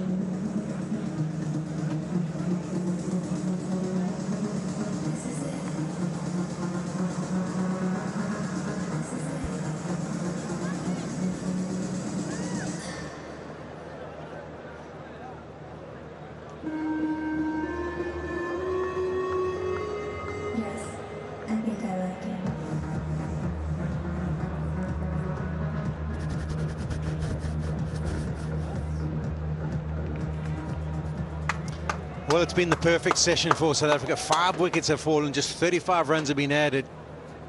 They had been concerned that Pakistan could post something substantial for them to have to chase in the 4th innings. At this stage, it's just 58. They wouldn't take anything for granted, but I don't think they could have expected it to have gone as well as it has for the first hour here on day 4. Yeah, it's a familiar thing, Pakistani batters having their struggles in the second innings. He's the last man in, Asif Afridi, not known for his batting prowess, but he has to hang in there. He played one sweet shot, didn't he, in the first innings, back over the bowler's head, and then went for the same dose, missed it. End of the Maharaj over, 129 for 9.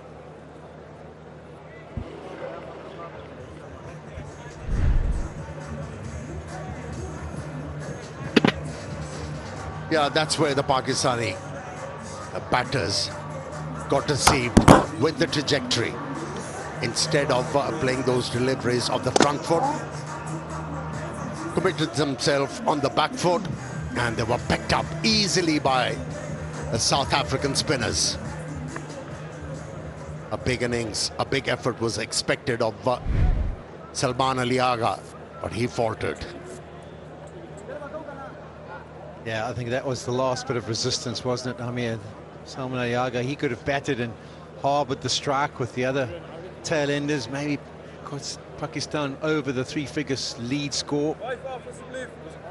That's why you saw Maharaj celebrate the way he did. He knew how important that was. Ajit, he's now on strike. Change of ends for Harmer.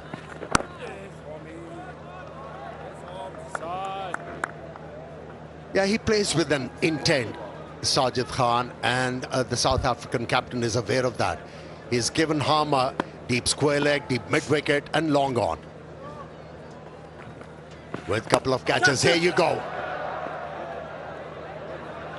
It's hard for him to resist. Yeah, if you're wondering how they're going to play, there's your answer.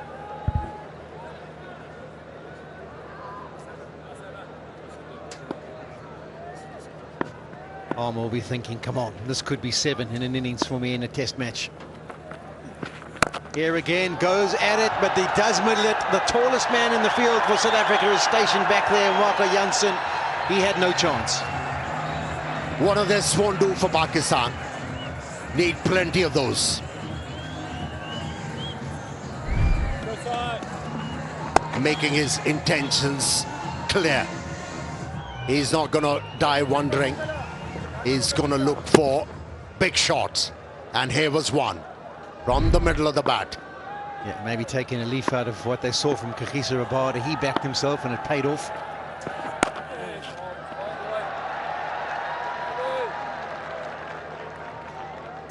Now that innings made a huge difference.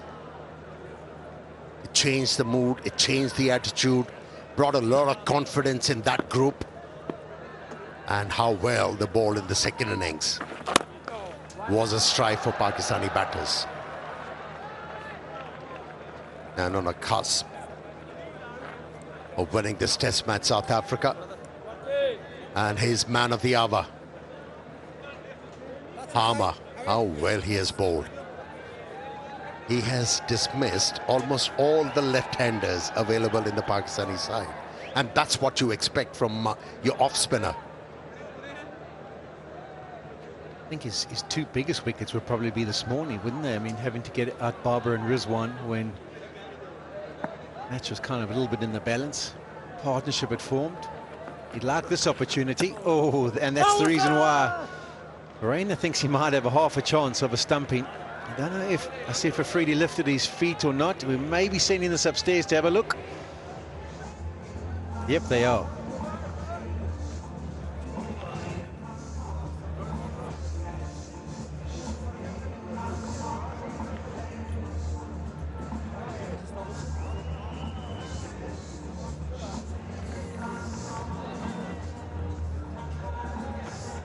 Verena was saying, can't we at least check it?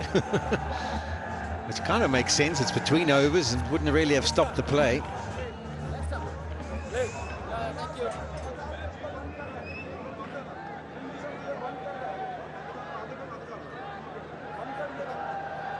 Have a look at all that activity. Day 4. 10:02, 10:19, 10:28, 10:33. Possession at the start. And possession at the fag innings, end of the innings. Delayed the stroke, played it fine. Deft touch from Sajid Khan. Yeah, showing a little bit of finesse, which is really good. I do get the feeling Maharaj might be tempted at a stage to throw it up, get it below 80 kilometers per hour. That one was 85. Really give it some air and see if he can lure Sajid into trying to go down the ground and get him to try and make a mistake. I think from a spinner's perspective, I think Maharaj would quite like to bowl to Sajid, and I think Harmer would be happy to bowl to Asif. And that would be the ideal scenario. Turning away brings a slip into play, and also they might give it some air. There it is, the end of the innings. That one was 82 kilometers per hour, turned prodigiously, but well taken by Varane and quickly onto the stumps. Pakistan's innings of 138 comes to an end. Wasn't the right idea from Sajid Khan. The ball turning away, and you decide to stay too much inside the line of that delivery, allowing the ball to turn. And behind the stumps, it's spruced up by the wicketkeeper. Removed the bails in no time. Pakistani innings, once again, backed up in no time, especially the second innings. Only resistance came from Babar, and for a little while, Mohammad Rizwan looked like getting runs for Pakistan. Other than that, it was a struggle. Yeah, the 8th time in the last 10 second innings for Pakistan, they haven't been able to bat 60 overs, which is not a great stat. But the moment turns towards Simon Armour, and so it should. The applause from the balcony, the applause from the crowd, the acknowledgement of what was a fantastic bowling performance. 6 wickets for him in the innings, 6 for 50, his 1000th first-class wicket included in that as well. And when South Africa needed someone to stand up after getting the first innings lead, they looked around the dressing room. Simon Harmer put his hand up and said, "I'll be that man." Now all of a sudden, South Africa 68 runs away from winning the second test and equaling the series. Yeah, Pakistan daily wanted Babar Azam to go on, score 100 here. Wasn't to be. Nothing to write back home.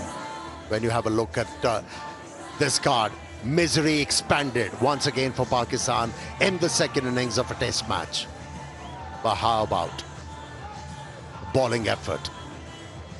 Partnerships were needed. Nothing substantial from the Pakistani batters.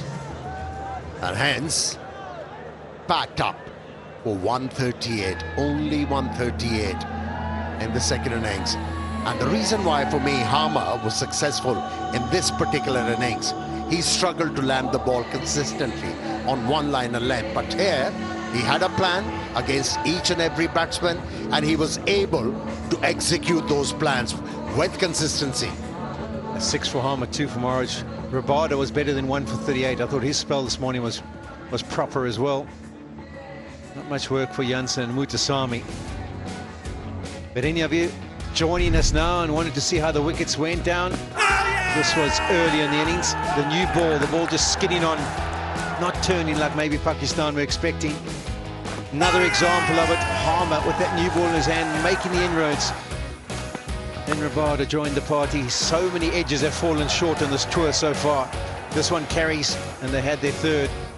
And then before the close of the play, a loopy one from Harmer. But these 2 wickets in particular were so vital this morning. Needed to break the partnership. Harmer stepped up again. Not the right technique shown by Rizwan. Hands were very low. It was hard. It was hard for Noman Ali. On a pitch like this, we would turn and bounce for the off spinner. That was needless, especially of the first delivery of the over.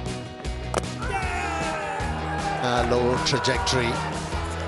Salman thought it was a long hop, wasn't to be. And you can't afford to play these strokes against Maharaj. He's too clever. Yeah, 9 wickets in the test match for him. I think Simon Harmer got 9 wickets as well. He got 6. I think he might have got 2 in the first innings. So he got 8 in the test. Those 2 spinners were given the responsibility, and they stood up and shouldered that. Performed brilliantly for South Africa. So 68 runs to win for South Africa.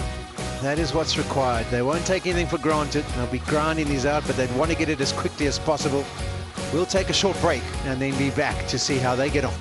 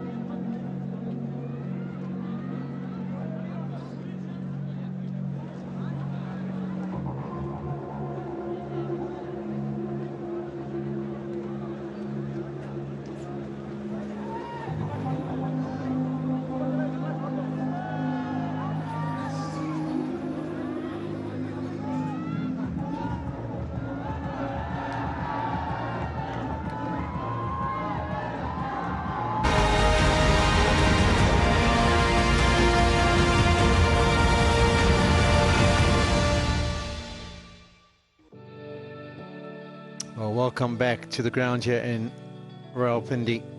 We weren't too sure where this game was heading, and it's fast-forwarded itself.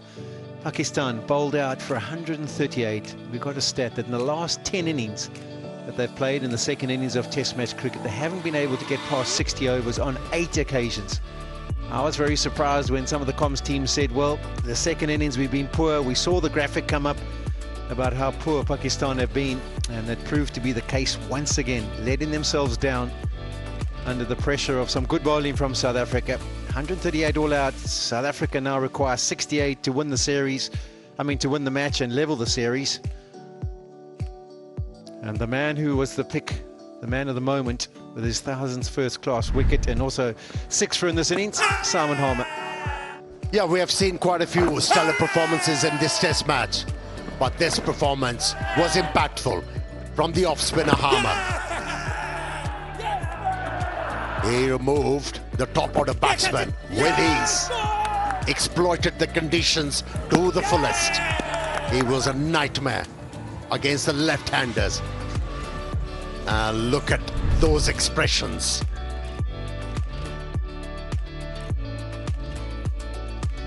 Yeah, amazing figures. He's grown in confidence as an off-spinner during this series, and it augurs well for South Africa. You see there that 3 of his best performances were in 2015. Then he went missing for a while. Now back in the mix again for South Africa and having an impact. Shan Masood, he's going down the route of they need 68. We've got to have some belief. We've got to show ourselves. We've got to put some pride out there from a Pakistan perspective. You never know. 2 or 3 quick wickets can put a cat amongst the pinjers. I'm surprised, Polly. You're not opening with your best batter, Kagiso Rabada. Yeah, what's happening there? I thought a pinch hitter should have been sent in. I agree with you. There's Aiden Markram's facts and figures. 13 50s, 800s, just averaging under 36. He got 100 in the second innings on the last tour here. Pakistan in the match that took place in Rawalpindi. Ryan Rickleton was in good touch, very good touch in that first Test match. Didn't get a big score in the first innings. His figures, 150, 200, so a good conversion rate for him in the first 13 tests that he's played, averaging just under 39. And South Africa will be hoping that these two do the job. No leaving it up to anyone else. You knock those runs off for us, please, guys. They look very keen, aren't they? They're out there in the middle, even before the Pakistani team has taken the field. Okay, we're trying to give Pakistan hope, and it's not looking that good. Lowest total ever defended by Pakistan in tests is 127 against New Zealand in 1993. Lowest total defended by Pakistan in Pakistan is 146 in South Africa in 1997.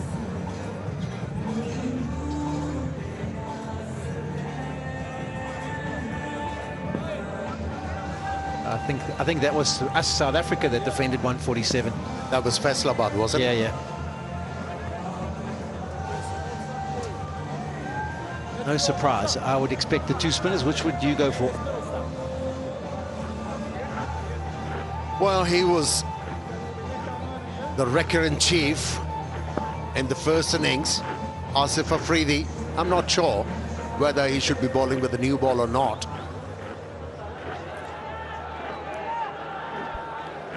But you have to go with the confidence he got bowling in the first innings. And with his pace, if he starts to get this new ball deviate off the surface, can do the damage. Asif Afridi. Yeah, the new ball, it's created some variation, just skids on a little bit more so it doesn't turn consistently. That's what South Africa will have to be concerned about. It's a bit of an in-out field. You kind of would expect that. They don't want to leak runs quickly, so they want to make every run difficult for South Africa to acquire. Short leg slip in place.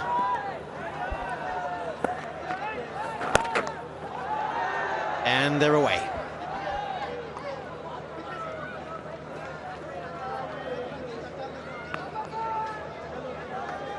Yeah, he hasn't got a huge reputation of turning the ball, especially with the new ball. What he should look to do is try and land the ball in the rough areas created by Stubbs and few other bowlers.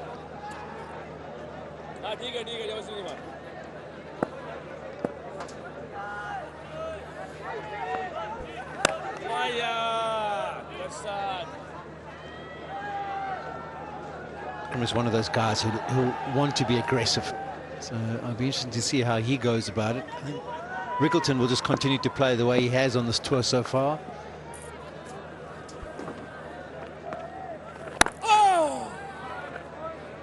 Got to be a little bit wary. We've seen even in the short career in the first innings, Asif Afridi's got that ability just to slide the ball back at the stumps. So be wary of cutting him. And that's his best option. Beating the batter with pace.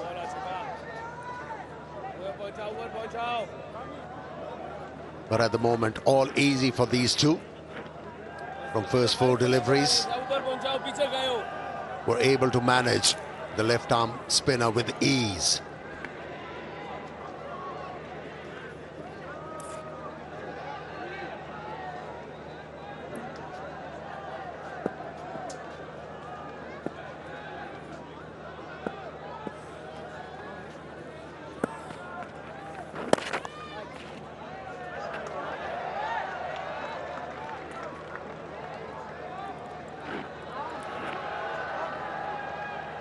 Looks tired. Asif Afridi is finding it difficult to complete his action.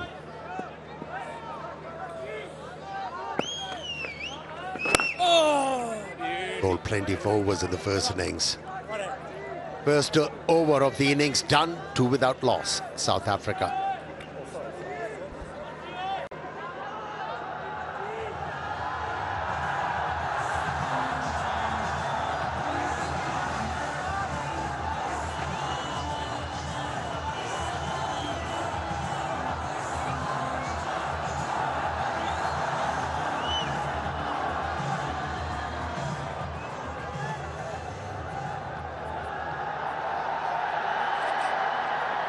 From the other end, it's going to be Nominali.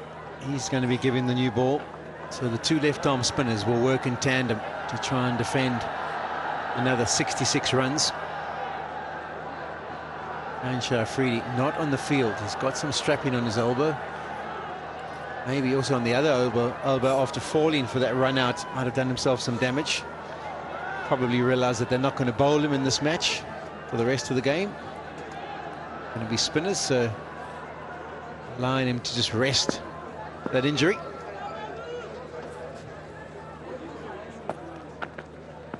Oh yeah, Bobby! He can really spin the ball.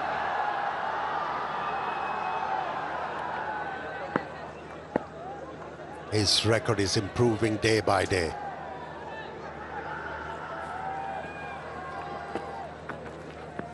Oh yeah! On the money, Numan Ali.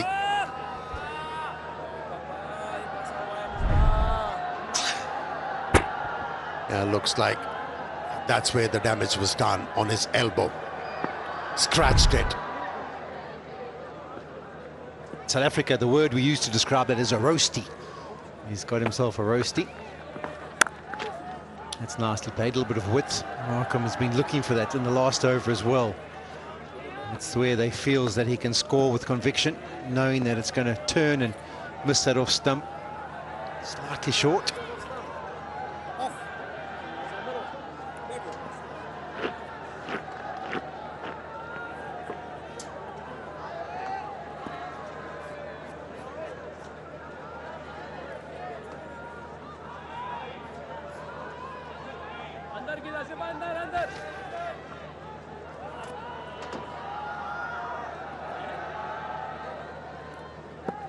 Man back for the reverse sweep, man back for the orthodox sweep, man back at long on.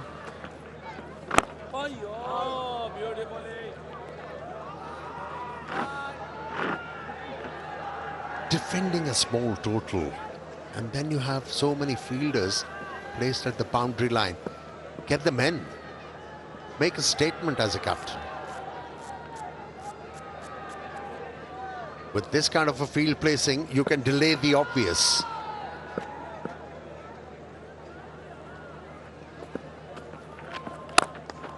Hit that's beautifully played. Could be able to get back for a second here, Markham. He touches and moves.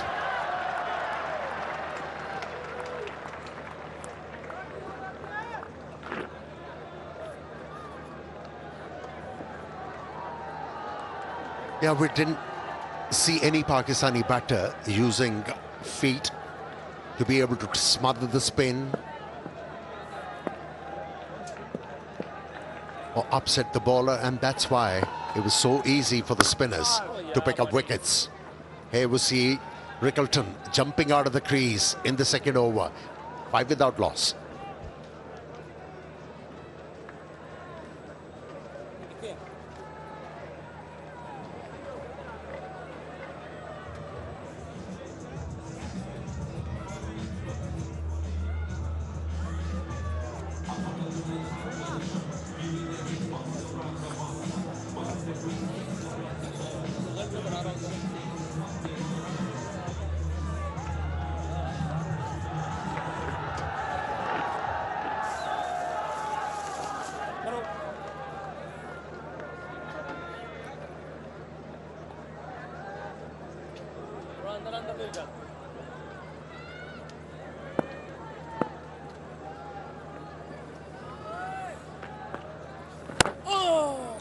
Nasty defender once again, that flatter delivery, just skidding on.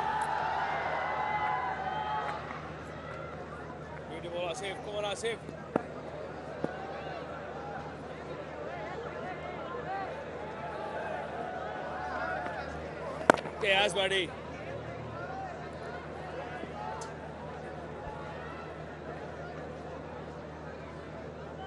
No rush for the South African batters. Plenty of time, plenty of overs remaining in this test match.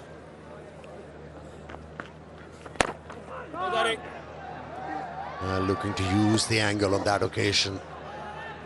Markram.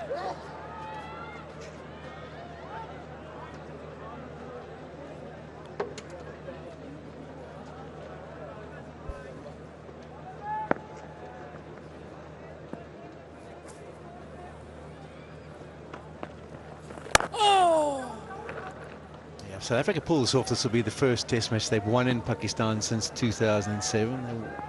We won the series in 1997, won it in 2007. Then obviously there was a period where no cricket took place. Test cricket was played in Abu Dhabi or Dubai or Sharjah. That's well played. He likes to take it down in that area. He waits for something just too straight and full enough and then works it over the leg side. What he did by playing Asif off the back foot, he forced him to flight the ball, pitch it up, and he was ready for it.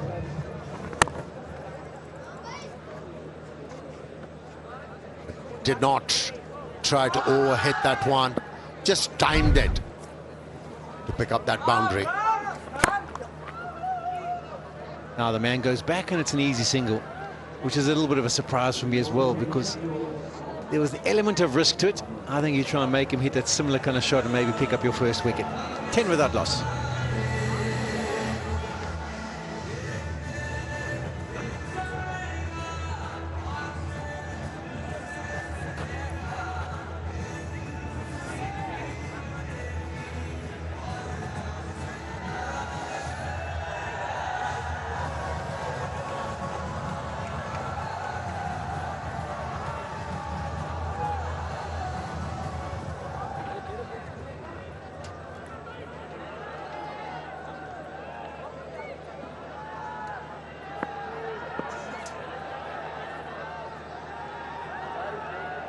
That's the session. What a wonderful session it was for South Africa.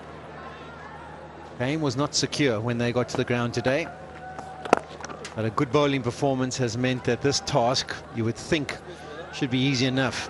Never take things for granted, but you would think it should be fine.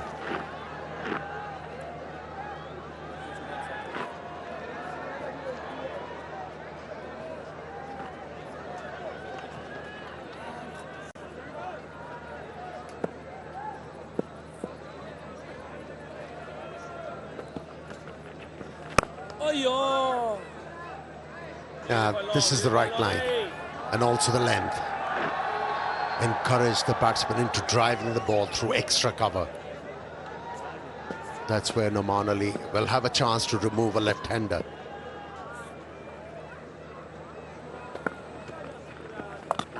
There's that reverse sweep. He's played it so well throughout the series. Often chat to the left-handers batters and they always say, oh, it's more difficult for us in the fourth innings because there's more footholds, more right-arm bowlers, so more footholds created. That's what you have to deal with. If you can play the reverse sweep as Rickleton, that does negate a bit of that issue. No ball. Not the first time in this series.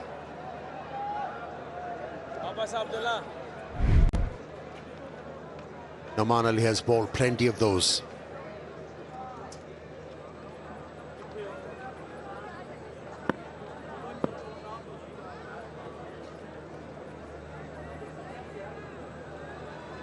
Rickleton's faced 158 balls and not been dismissed by a left-arm spinner in the series so far.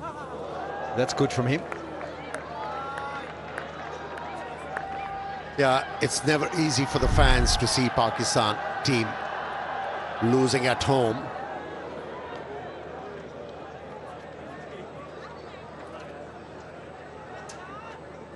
Yeah, another overstretch from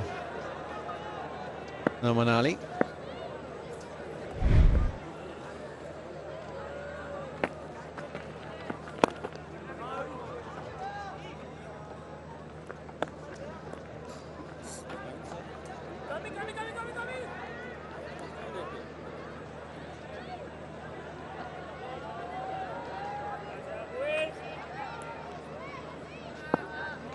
Papi.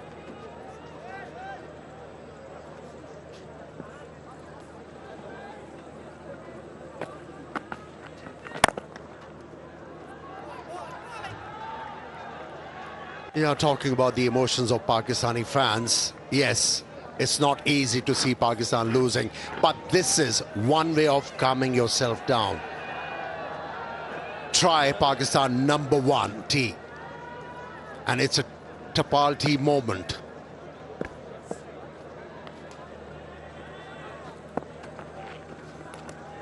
Oh, it gets an edge and it's fortunate. It beats the slip.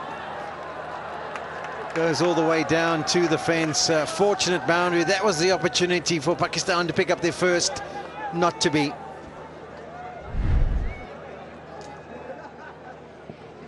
Usually you see Salman Ali Agha taking those, or wasn't to be. His vision was obscured because of the wicket-keeper's gloves. Yeah, the golden rule is normally if you turn it into the batter, then you stand quite narrow.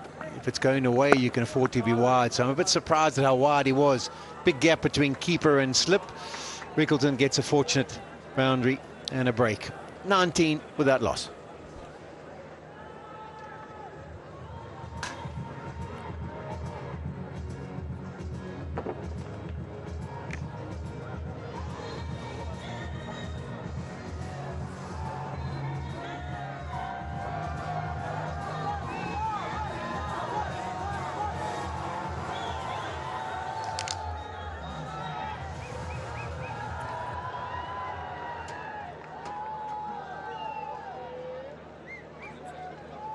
Only a matter of 49 runs. How this test match is turned around on its head. Pakistan winning the toss. Thought they'd built up a situation where they would lead the game. But the last couple of wickets from South Africa, they came roaring back. And then, as usual, as has become the pattern, the second innings, Pakistan's massive collapse. Now, start of the World Test Championship cycle. Pakistan at home thinking, yes, turning tracks and we're in. You win the first game, you win the toss, everything goes according to plan, you win the game. Now, second game, you're thinking, well, home game, we'll do the same. But as was the case against West Indies, won the first game, lost the second. It seems the same way against South Africa.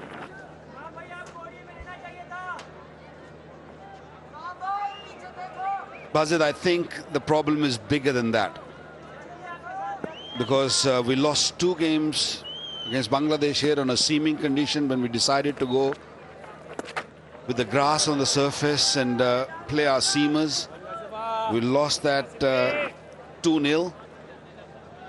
And the bowler who picked up a wicket was an off-spinner, Mehdi.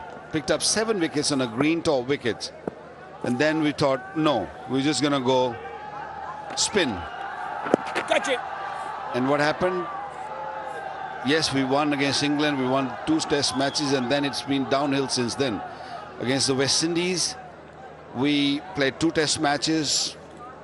We won both tosses, and then we won only 1 game. And here also, you know, we all speak about that winning the toss means winning the game here on these pitches, but not the case. I mean, that's why I say it's not the bowling, it's the batting that is bigger problem for Pakistan. We're struggling to play on all sorts of pitches. Beautiful shot, good use of the feet, stayed with the shot, played it over the top. Lovely end of the over, 24 without loss.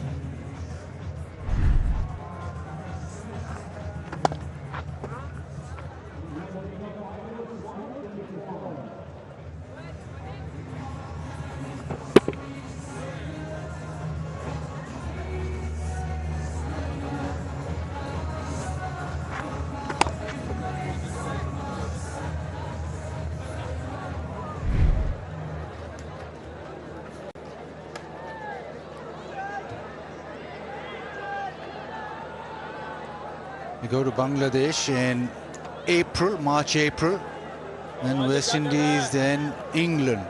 Back home, Sri Lanka, New Zealand. Home series, there's still that formula yet for Pakistan to decipher how to play and win games on what surfaces. Oh, yeah. Way too many collapses in the last year or so. Yeah, absolutely. I'll tell you about the collapses in all innings in Test in 2025. It's a long list, so I'll need a little bit of time. 33 for 5 against South Africa, 17 for 5 against South Africa, 17 for 5 against South Africa, 16 for 5 against South Africa, 57 for 5 against West Indies, 24 for 5 against West Indies, 25 for 5 against West Indies, 61 for 5 against South Africa, 39 for 5 against South Africa. He's clubbed that leg side and he'll get a boundary, Captain Markram. So then how can one blame the bowlers or the spinners? I mean, they've done a good job. It's the batters, isn't it? Or the surfaces. Yeah, we decided to go spin, but forgot that can we bat on those surfaces? No, we can't.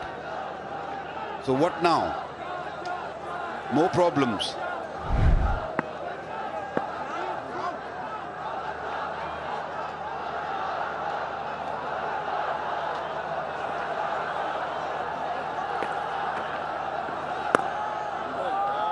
That game in Multan where Pakistan got 500 in England, then got 800, and then in the second innings Pakistan collapsed and they bowled Pakistan out. Then they went to these pitches, Bunsen burners, where the ball should turn.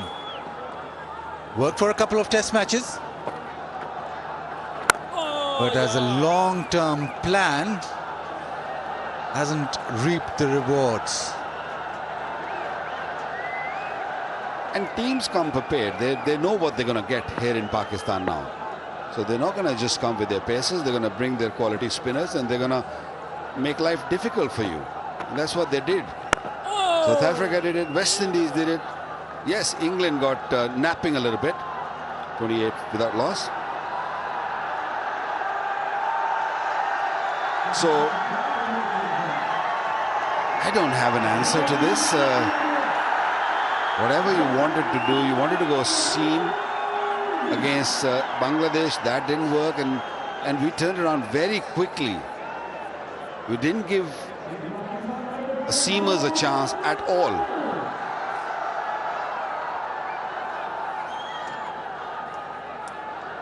The last 10 innings in Test, second innings, 8 times Pakistan had failed to play 60 overs. And look at those last 4 innings. Only could manage 150, 160. That's all. I don't know if it's the fitness or the technical issues. A lot of work required. If you want to stick to the spinning track, I think more work required toward the batting side than the bowling side. These bowlers are very experienced. They will get you wickets on any pitches. But your batter is going to be really struggling. It's not about first inning. It's about the whole 5 days. Can you maintain that? Can you win games by being out there for 5 days and winning sessions, winning periods? But now it's no. Yeah, and you look at South Africa on the other hand, they find a way. Yes, they've not got superstars with the bat. Their averages don't suggest that they're absolute elite players.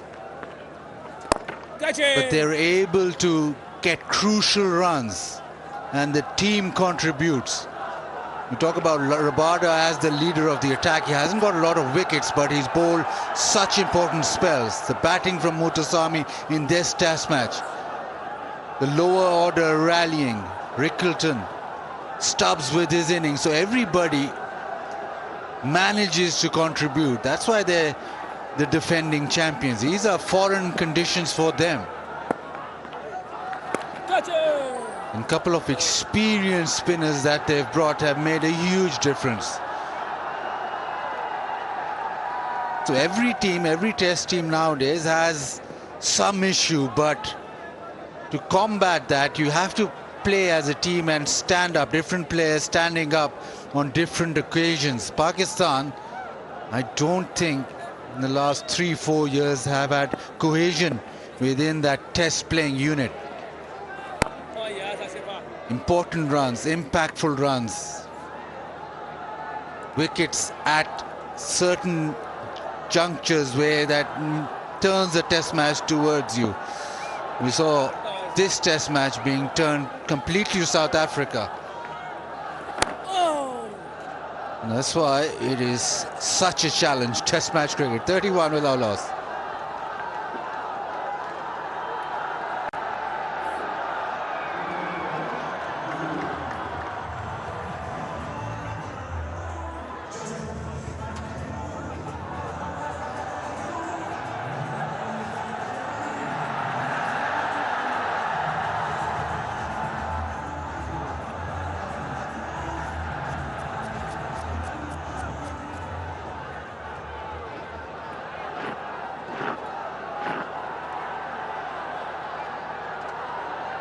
South Africa required 37.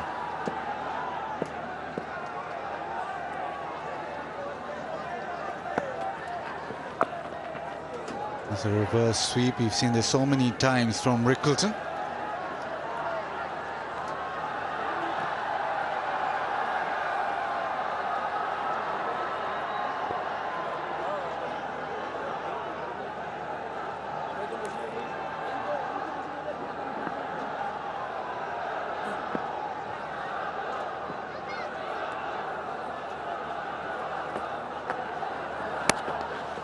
Sweeps it. There is nobody on the fence leg side, so that'll just trickle away. Nice little shot from Markram. It is very heartbreaking to see the way the game's gone or the game's going. Just waiting for the game to finish. Very, very good shot from Markram. A little to end of the bat, but because there was no one out there, easy boundary.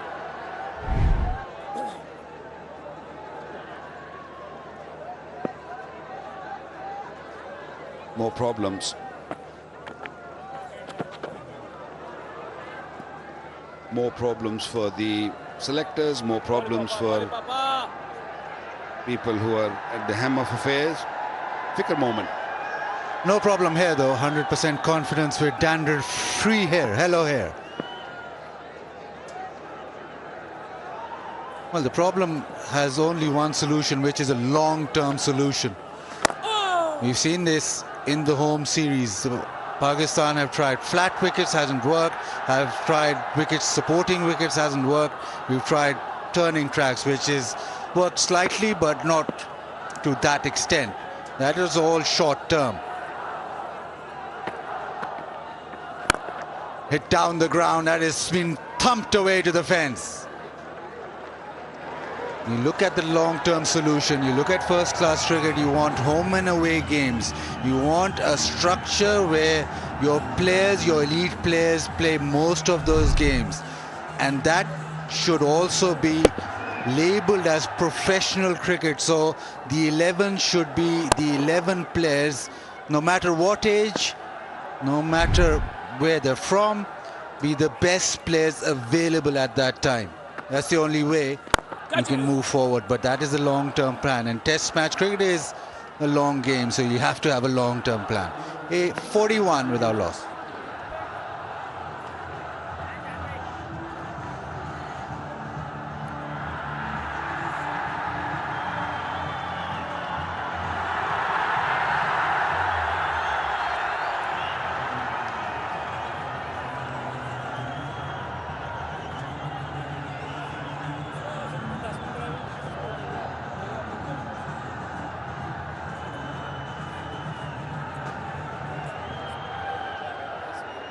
South Africa 41 without loss, 27 more runs required. And also, Baz, I feel all these changes don't help.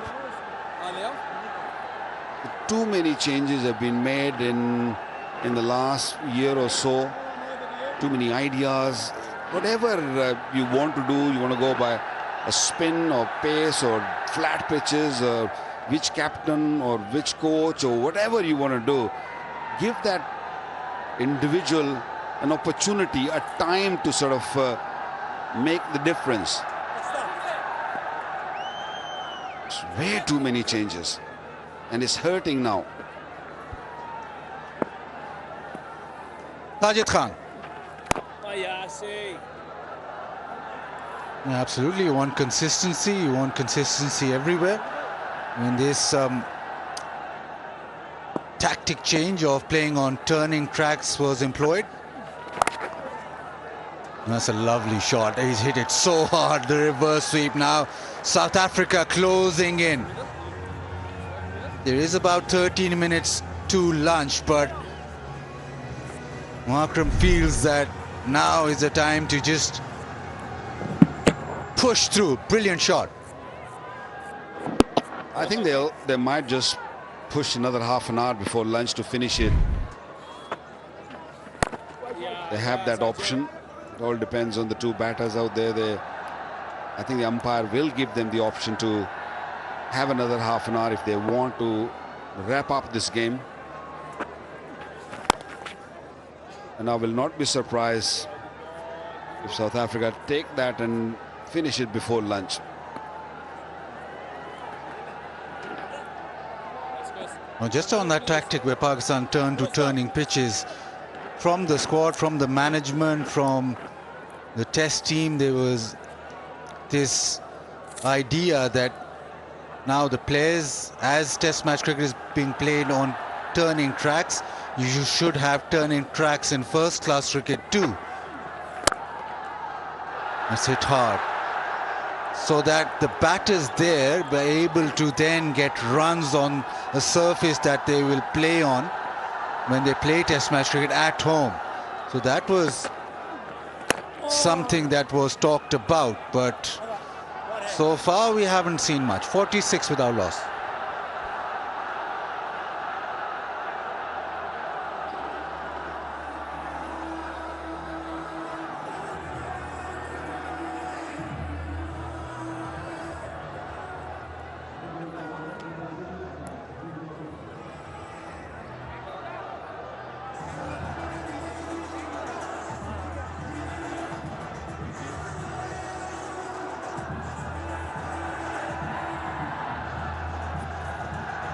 South Africa just 22 runs away.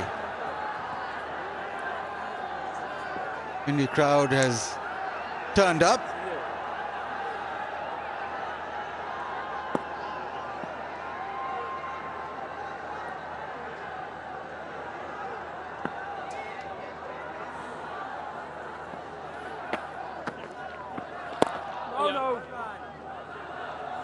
Turned up in numbers, wanted Barber to get his 50, did get that, but got out straight away, but they've stayed on.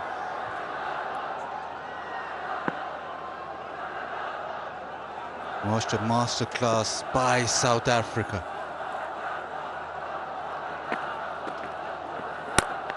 And that has been absolutely moose leg side. A slog sweep coming to the party. That boundary brings 50 for South Africa. No fear, that's what we call it. From the middle stump, play that slog sweep beautifully, well controlled, and no holding back. A proud man, a proud skipper, coming back after losing a first test match and shown that it can be done. Doesn't matter if the pitches are green, turning or flat. We are up for the challenge, and they did South Africa proud. This might be close, might be close. Maybe just pitching outside the line of the leg stump. That's the only thing I can think of. DRS taken. Let's see.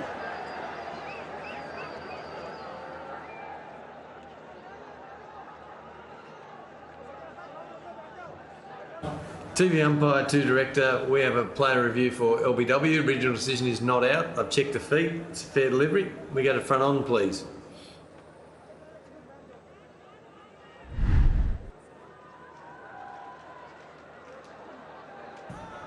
Thank you. Yeah, just rock and roll that. It appears there's no bat, but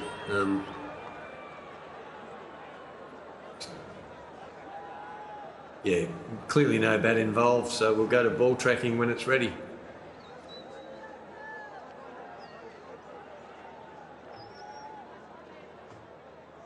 Ball tracking coming up. Pitching outside leg stump. Psycat, stay with your original review of not out. I'll let you know when you're on screen. Pitching way outside leg.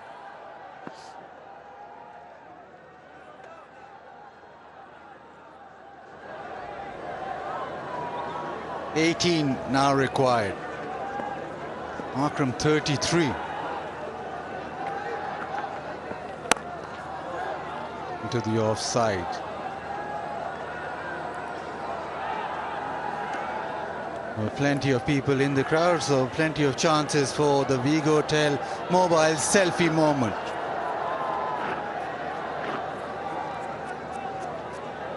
This match cricket in the sun, albeit South Africa the dominant party.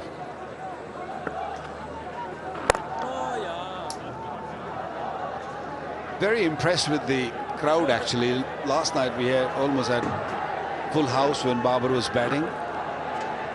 They came very early in the morning and just wanted to watch Babar bat for a long period. Didn't happen, but they're still sticking around.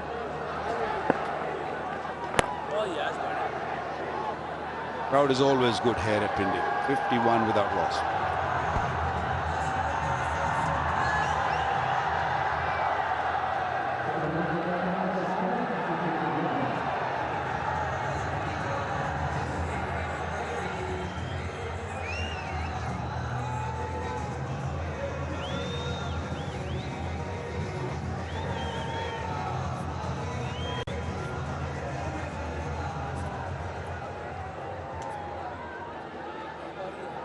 And the Rawalpindi crowd never disappoints. Love Test cricket. It is free entry. They came with a lot of hope in the morning, but they've stayed.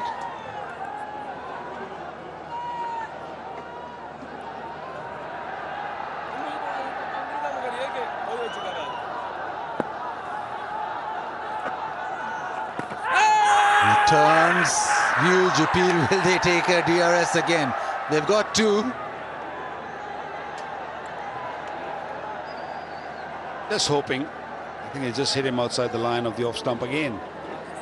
Previous one outside the leg stump, and this one off spinner outside the off stump. Making sure that he takes the pad out of the line of the off stump. He cannot be given LBW.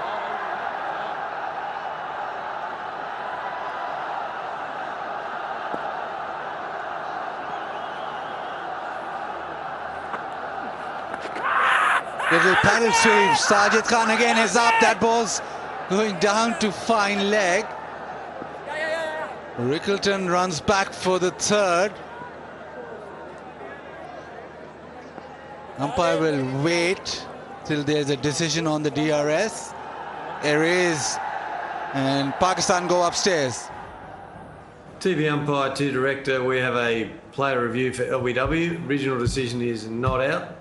I've checked the feet, it's a fair delivery. We go to front on, please.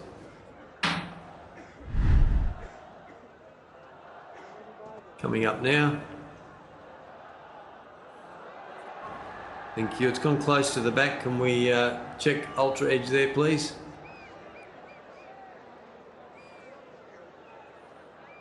Ultra edge coming up now. It's going under the bat there. Keep carrying it through. Yep, thank you. So we've got no bat involved. We can go to ball tracking when it's ready. Coming up now, Chris. Pitching in line, impact in line, and umpire's call on the stumps. So you'll stay with your original decision of not out. I'll let you know when you're on screen. You're on screen now, signal now. Sajid Khan, well, it's a good review. It was umpire's call on the hitting of stumps. Not happy, as you would expect, but 3 more runs. Yeah, you think it's out, but I don't think it's a bad decision because it went with the umpire. 14 now needed.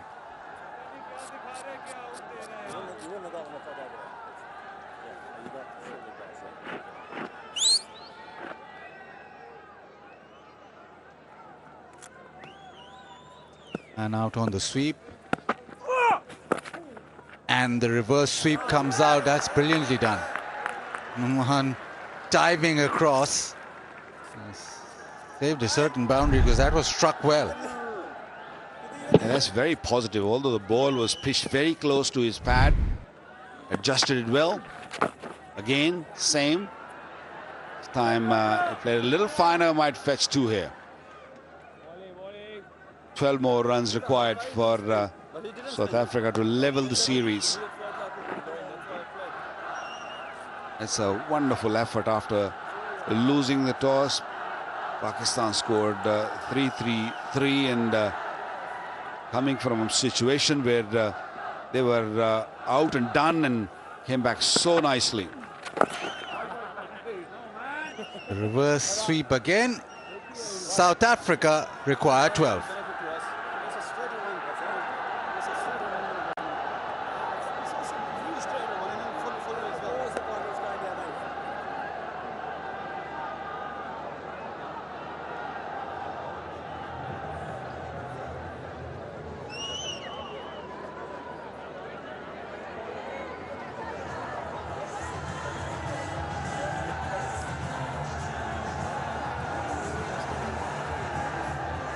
Well, there's the tour fixtures for South Africa. Where is the third test match, Waka Yunus? Where is the third test match? Faisalabad, Karachi. Where is it? Where is that third one? How nice would it have been? Paulie, the way we played, we are happy with 2. There's that slog sweep again. He has executed brilliantly in the second innings at the middle of the bat. Just 8 required now for South Africa. Yeah, the mindset at the moment in the Pakistan camp is so poor. So we don't want to play the third test match here, although I love to have 3 test match series. It's the mindset I feel it's very down at the moment. Orthodox sweep this time, but the same result They'd moved the field a little bit squarer. Markham had spotted that, got his foot further across, swept it fine. And he is taking his team to victory at a rapid pace. One more hit will do. How nicely these two have played. They played aggressively. They respected good deliveries. And the runs came in no time. Sweet, this could be close, this could be out. Yes, it is. Trapped in front, LBW. Markham will just send it upstairs. He's got 3 reviews. He's hoping that maybe going over the top To will the turn umpire, him. to director, we have a player review for LBW. Original decision is out. I've checked the feed, it's a fair delivery. We go to front on, please.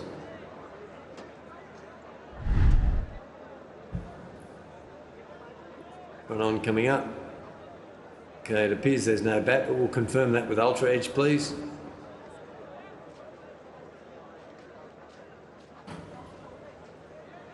Ultra Edge coming up now. Bat's gone through. Pass the glove, no bat. Thank you. Impact on the pad, so we'll go to ball tracking when it's ready.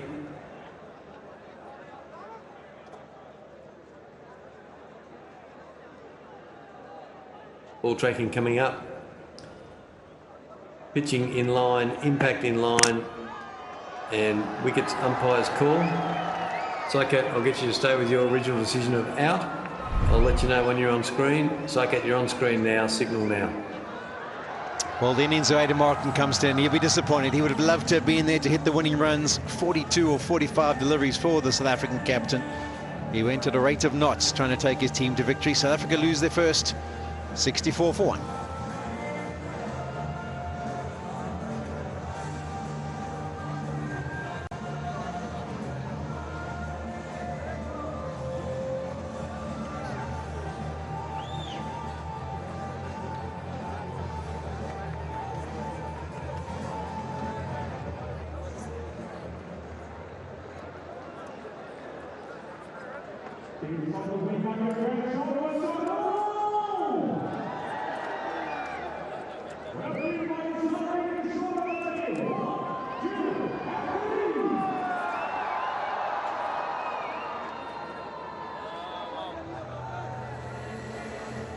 Next to the crease for South Africa, Tristan Stubbs, the hero of the initial part of the first innings for South Africa.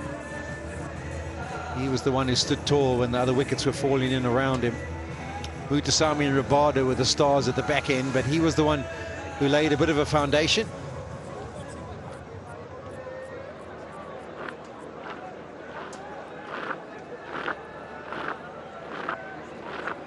Yeah, he did play very well in the first inning. He took his time.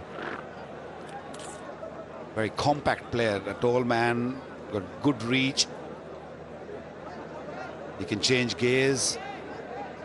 Good youngster, one for the future. He'll have learned a lot about the way he applied himself in that first innings. He's always kind of come to the crease and looked to get a fast start underway, but he absorbed pressure up front, and it proved to be successful.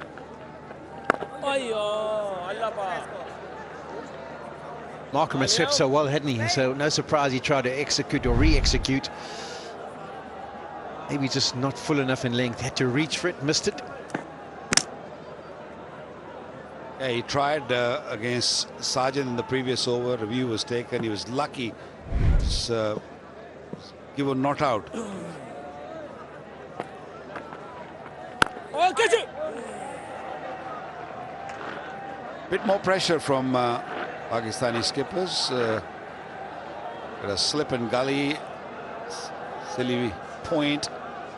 Catching at cover.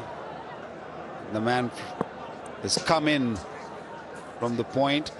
He's inside the circle. The feet, but still defensive. There's nothing to gain, is there? He can only make a mess of this.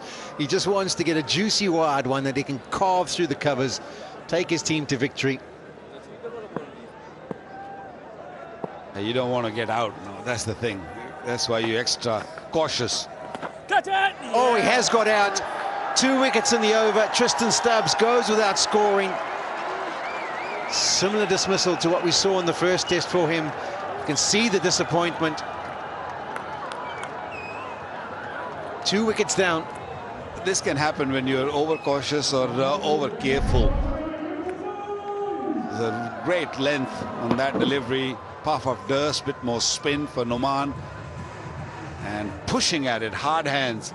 And another fantastic catch by Salman Aliaga in the slips. Pakistan picking up another wicket. Stubbs gone without scoring, 65 for 2.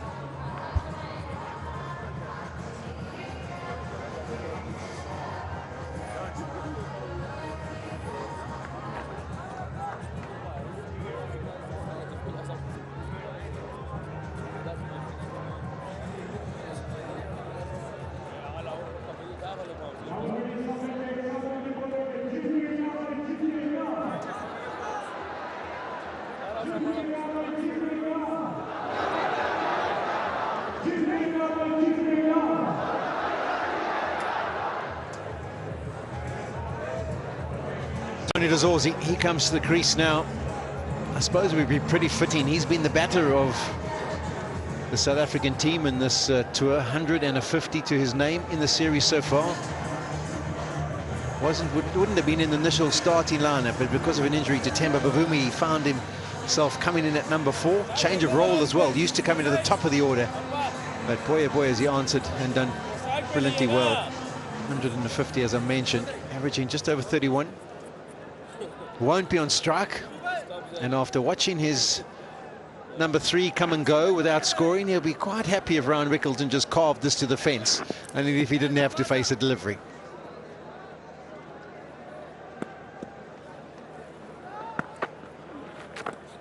Oh, nearly another one.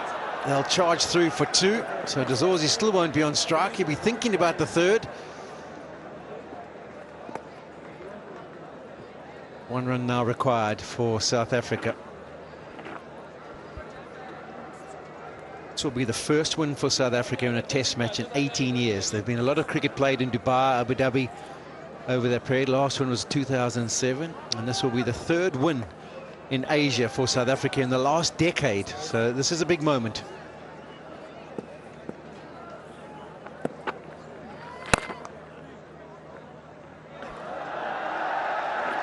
The only other wins were against Bangladesh, Waka. And also coming from behind, that's a big achievement. Use of the feet, it's out the middle. Does it go the whole way? It does. There is the victory for South Africa. The World Test champions start their campaign with a levelled series. Dominated in the first test, turned things around brilliantly in the second. If you think Pakistan were 333 all out, South Africa were 210 for 7, and they've managed to turn it around and win by 8 wickets. A brilliant performance by them. High fives and hugs for everyone involved. Lots to think about for Pakistan. South Africa win this game by 8 wickets. Series is levelled. Oh boy, wouldn't it be nice to see the 3rd test. Yeah, well-deserved victory. South Africa coming from behind after losing first test match at Lahore. Fought really hard, bowled well, batted with the application, determination. There's so many good performances we have seen from the South Africans on the pitches where they're naive and coming back from behind, winning this game and tying the series. Thoroughly deserves that. Yeah, if you look at the performances, we've got Tristan Stubbs, Tony Dazorzi, good with the bat. Mutasami, brilliant with the bat at the back end. Kagiso Rabada, what a valuable 71 that was. Wonderful bowling by Maharaj in the first innings. Harmer in the second. Good contributions from Rabada. Didn't get the wickets he probably deserved, but his intensity was fantastic. And then a brisk 40 by Aiden Markram in the second innings. I'd also consider that how many catches they dropped on day 1. They still stayed in the test and have ended up winning it convincingly. Very happy to have Maharaj back after his injury. He played a big part. And they'll now head to India for their next test series, which will be another challenge in subcontinent conditions. And an examination by spin, but they've managed to get 50%, we'd say, in this series, because it's gone and finished at 1-1. Well, there's a reason why they're champions. They adapt conditions really well. Coming from South Africa, playing on those bouncy tracks, coming here, and it took them a little bit of time to adjust, but adjusted really well. I think Rabada, I think Maharaj, the other two has made big difference. As you said, Paulie, Rabada didn't pick up many wickets, but he created that pressure. His spell this morning was just something real special to watch. He created bounce, created a bit of reverse swing we saw from him, but the spinners really stuck to the task. Harmer was outstanding, made a couple of changes coming into the test match, and the best part was the lower order batters scoring runs when they needed the most. Yeah, the winning moment. He was very good through the series, Ryan Rickleton as well. Big effort in the first test match. It didn't end up in a result for South Africa. Edge to the pitch of it, over the offside. Nicely played. He finished on 25. Not out. Celebrations can begin. Fist pump from the coach, Shukri Conrad. They must also take credit for getting Simon Harmer back into the mix. He wasn't in the picture for South Africa for a period of time. I think Dane Pete was the off spinner that they were backing for a period. So Brian, they got him back in the mix and he answered the call. 1,000 first-class wickets for him. What you would say about the South African side over the last 18 months to 2 years, they've just been able to find a way to get the results they're after. We're asked to show some character after losing the first test. They've shown it. And a wonderful way to bounce back. A very happy captain and a proud captain. It's nowhere in this test match. If you look at the first couple of days, then just backed his team, believe in his team, and end up winning this game.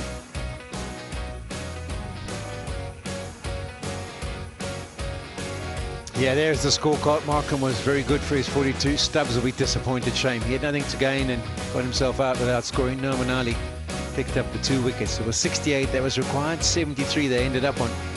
Rickleton doing the honours, 25 not out of his 29 deliveries. Just needed one partnership basically to break the back of that, and it got it at the top from Rickleton and Markham. Noman Ali continues to impress. 2 wickets for him. Yeah, he went at a rate of knots. And a little word on Asif Afridi. What a wonderful opportunity. 38 and over 300 days, makes his debut. 6-wicket haul in the first innings. When any of you missed it, this was the make and break moment. Pakistan, Baba got to his 50 early on, and you thought, okay, if these two can set a partnership and Salman Ali Agha can contribute, then there might be an interesting game. Salman Harmer said, no, I'm going to have my say. And 2 quick wickets in short succession means South Africa were on their way, and they never looked back. Not a great pictures, because the spinners did a fantastic job for South Africa.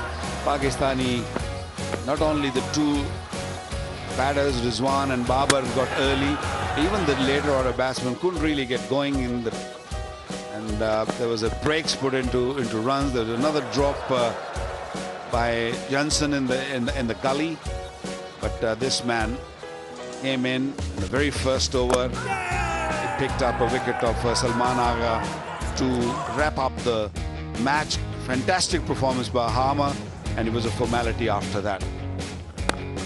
And Markham was wanting to be positive, wasn't he? And they both took the attack. That was a fortunate boundary for Rickleton.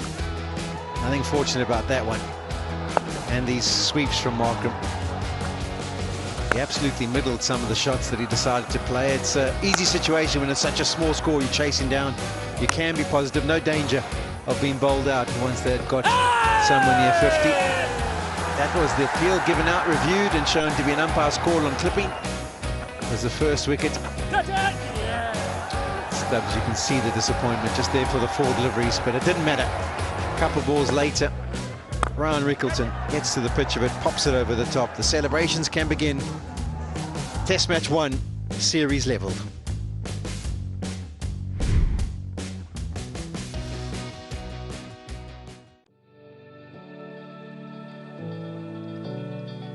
There is the facts and figures. Shan Masood was wonderful for Pakistan at the start. They had a good foundation.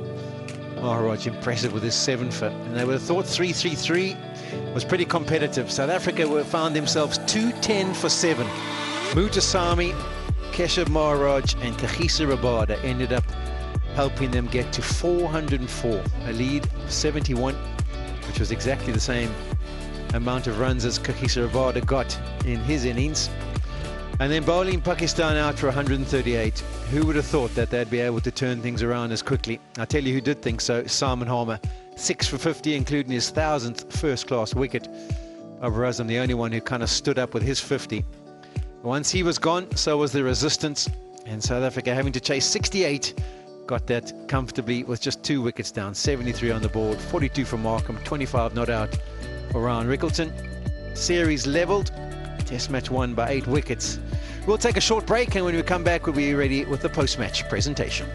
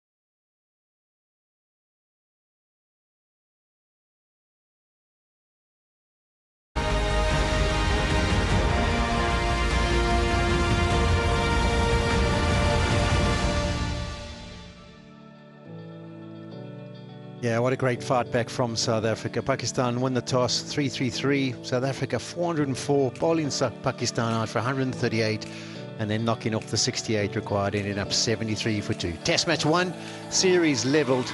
Let's go to the post-match presentation. It's with Bazid Khan. Welcome to the presentation ceremony after the test match, which was fascinating, absorbing. South Africa roaring back, levelling the series. They won the game by 8 wickets. Now, with me in the presentation party is firstly Mr. Sumair Ahmed Sayed, Chief Operating Officer, Pakistan Cricket Board. Mr. Akmal Khan Khatak, Business Head, North One Bank Al Falah. Ms. Rubina Naz, Regional Head Corporate and Investment Banking, Bank Al Falah. Mr. Munir Ahmed, Sales Partner, Vigotel Mobile. Mr. Mohammad Shamrozuddin, National Sales Manager, Inverex Solar Energy. And Mr. Said On Mohammad Rizvi, Group Director Operations, Infinity Ventures Supersaf. Now to the awards. Firstly, Mr. Sumair Ahmed Said will present the PCB Moment of the Match Award to KG Rabada. Rabada's 50 moment. It was a special moment. Now, Mr. Said On Mohammad Rizvi will present the Super Saf's Striker of the Match cash award of 1,50,000 rupees to Shan Masood. Shan Masood for his 87 in the first innings. He had 3 sixes in that. Mr. Said On Mohammad Rizvi will present the Super Saf Bowler of the Match cash award of 1,50,000 rupees to Keshav Maharaj. Maharaj 7 in the first, 2 in the second, 9 wickets in total for the match. Now Mr. Munir Ahmed will present the Vigotel Mobile Master Blaster of the Match cash award of rupees 1 lakh to Kagiso Rabada again. Kagiso Rabada, batting number 11, 71 of just 61 deliveries. Mr. Sumair Ahmed Said will present the Jazz Superpower of the Day cash award of 1 lakh rupees to Simon Harmer. Simon Harmer, 8 wickets for the match. Also got his 1000th first-class wicket. Mr. Mohammad Shamrozuddin Khan will present the Inverex Solar Energy Batter of the Match cash award, rupees 1 lakh to Muthuswamy. Senaram Muthuswamy for his 89 not out, batting at number 7.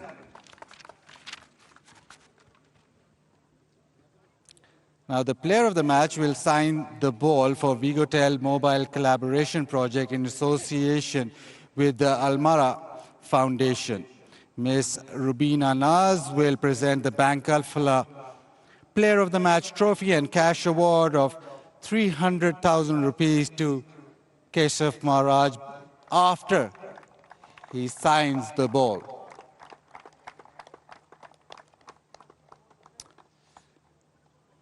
He got 9 wickets, also scored 30 runs. Keshav will also have a few words with you. Didn't play in that first game. Second game, the rhythm was good. How did you use the conditions, especially in the first inning? Yeah, I just tried to rely on the flight that I have, and the wicket didn't sort of deteriorate too much from the first inning, so I tried to be as consistent as possible, and I had good support from my teammates on the other side, just trying to control the rate to play old-fashioned Test cricket. We talk about partnerships. Harmer took the wickets in the second innings, but you two have so much first-class experience. The ideas exchange or the experience exchange is so important. Yeah, very much so. I think even someone like Sen, you know, he's a youngster to international cricket, but he's played a lot of first-class cricket. So, you know, that's a wonderful opportunity for us to put our hands up when the opportunities come. But yes, there's a wealth of knowledge amongst the change room, not just from a bowler's front, but, you know, also from the batter's front. So it's nice to have those tactical awarenesses on the field that you sometimes don't get to see.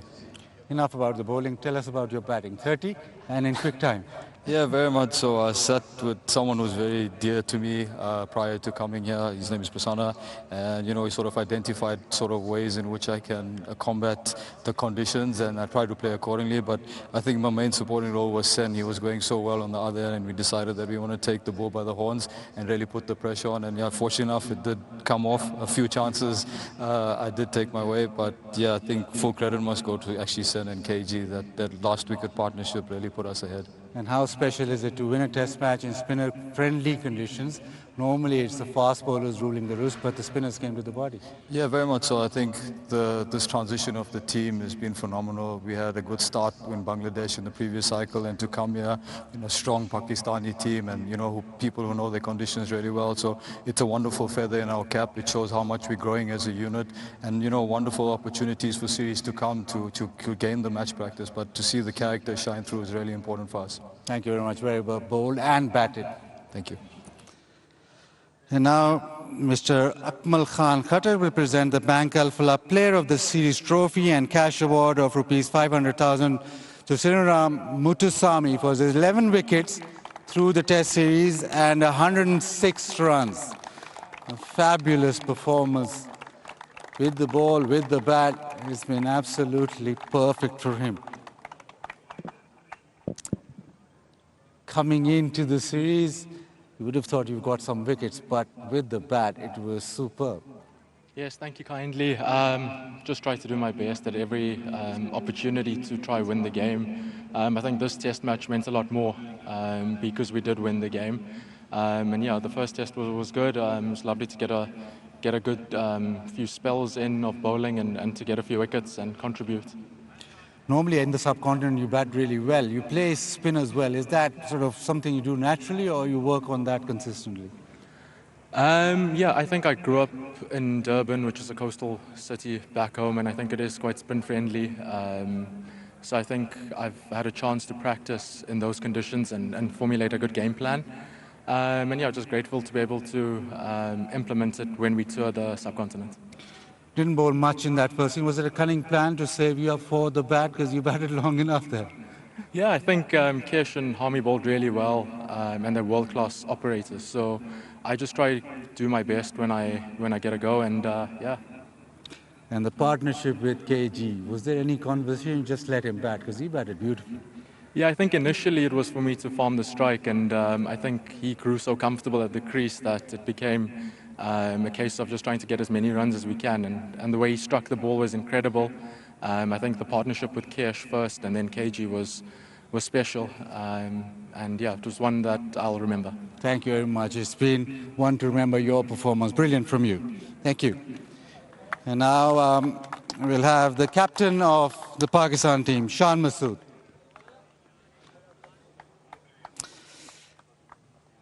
Yeah, Shan, not exactly to run, a little disappointing going one up and then ending up tying the series. Now, a couple of things that I want to talk about. Firstly, the couple of partnerships, Stubbs and Dizorzi, and then Muthuswamy and Rabada. Was there anything that you guys could have done differently? I mean, hindsight is 2020, so you'll always feel you can do things differently. But look, you have to give credit to the opposition. I mean, even in the first test match when they had that partnership with Rickleton and Dizorzi. Then in the fourth innings, they kept fighting. So they found, and in this test match, it felt like they found a method from 1 to 11. But we look. If we put ourselves before the series, if we said that this would be the situation after 2 days and the first hour of the third day, we would have gladly taken it. Unfortunately, we didn't finish the first innings off in terms of our bowling. Those last 2 wickets cost us dearly, and then it put us under a lot of pressure. And in these conditions, you've normally seen it's the difference between the first innings that leads into the third and fourth innings. There still is that problem of the third innings or the second innings for Pakistan. It's been highlighted a lot and it still comes up. Yes, you talked about first innings lead, but the problem still lies where Pakistan are not getting enough runs in that second innings. Look, we're not shying away, but in these conditions, it'll always be a reflection of the first 2 innings. And we had a great opportunity to close it out when we had a lead of 98 with 2 wickets to go. we tried a lot of things. They played well. Muthusamy played well. Maharaj played well. Rabada played well, but there were a lot of chances on offer. So we'll have to look back at those chances. That half an hour before lunch, I think there were about 4 or 5 chances that we missed out. And look, in Test cricket, like I said, we're measuring ourselves against a team that's won this Test championship. So you can't give them opportunities in a costly period of 30 minutes. I'm happy with the tactics of now just playing on spin-friendly wickets. Is that something you look at and say, yes, we can go forward with this? It's been mixed results. You won the series against England, drawn against West Indies, drawn here again. Look, it's been 4 wins out of 6 since we've operated on these wickets. Obviously, the wickets have gotten a bit better. They've been much more battable. 4 out of 6 isn't bad considering the 2 Test matches we've lost. Again, we've gone into winning positions and not finished games off. Could easily be 6 out of 6, but again, we have a lot to work on. There are a lot of things, like you said, when it comes to lower order batting, when it comes to finishing the innings off, when it comes to the 3rd innings of batting, also when it comes to both first innings where we could have posted something north of 400 and we didn't. So as a side, you're never perfect. You have a lot to work on, but 4 out of 6 is something you can always build on. Thank you very much, Sean. It's been a drawn series. 1-1. Now I'd like to call upon Aidan Markram, South African captain.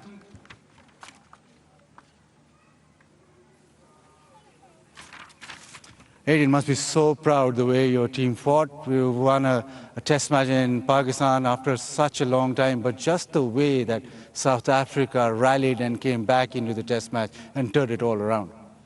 Yeah, really good response after that.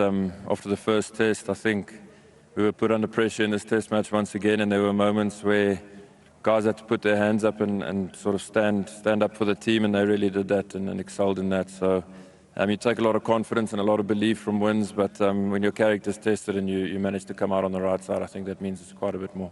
Yeah, just on that, South Africa have this trend now, even in the previous cycle, that different players stand up. It's not about one superstar, but it's been a collective effort throughout. Even you won the championship last time around. This, again, it's another collective effort.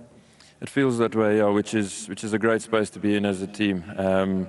Naturally, we're in different conditions here, and it's still a work in progress for us playing in these conditions, but for guys to put up their hands at various stages throughout the game, throughout the series, is a big positive for us. So, again, gives the change room heaps of belief, heaps of confidence, and again, a work in progress and something that we can keep looking forward to. Going forward, you have a few test matches in subcontinent now. You've got a quartet of spinners who can actually hold their own. 2 spinners who are quite world-class in terms of one getting 1,000 first-class wickets and the other's been here for a long time. So you must be confident that any conditions presented, you have a bowling unit. Absolutely. I think the unit that is out here in these conditions is up there with the best in the world, and generally you think of South Africa as just seamers with the odd spinner here and there, but I think in conditions like this, the guys that put their hand up and put in performances, it's bloody exciting for us as a team to see. I can't let you go before asking about that 10th wicket partnership. Have you seen KG bat so well? And have you seen such a partnership in your test career? No, not at all. I've seen KG play that well in the nets. He's always got shot of the day. Missed his 100. Yeah, he had 100 on the cards there, 100 avoidance, so I'm sure he'll have a fine for that later. But very cool to watch. Again, pressure situation, and it was calculated. You know, he wasn't just swinging at everything. He was picking the right one, and he deserves a lot of credit for that knock. You won't speak much about KG Rabada, the batter, but he won a test match for us with a bat this game. So you go to India next. This sort of will give you a lot of confidence and hope there, because you'll probably get similar conditions. I would think so, yeah. Again, you take what you can from a series like this. Obviously, this win is great for the change room. But there's plenty of lessons that we learned throughout this series, and we'll have to keep chipping away. Like I mentioned, we're a work in progress in conditions like this, and we head to India, and there'll be more lessons for us to learn there and things to get right, and put in big performances and see where that ends up. Thank you very much. Fabulous from you guys. And now it's time for the trophy to be given. It'll be a series shared, so the trophy shared as well. Miss Rubina Naz and Sumer Ahmed Sayed will present the trophy to the 2 captains. So after a well-fought 2 test match series, it will be Vigotel Bank Alphala Test Series, that trophy will be shared.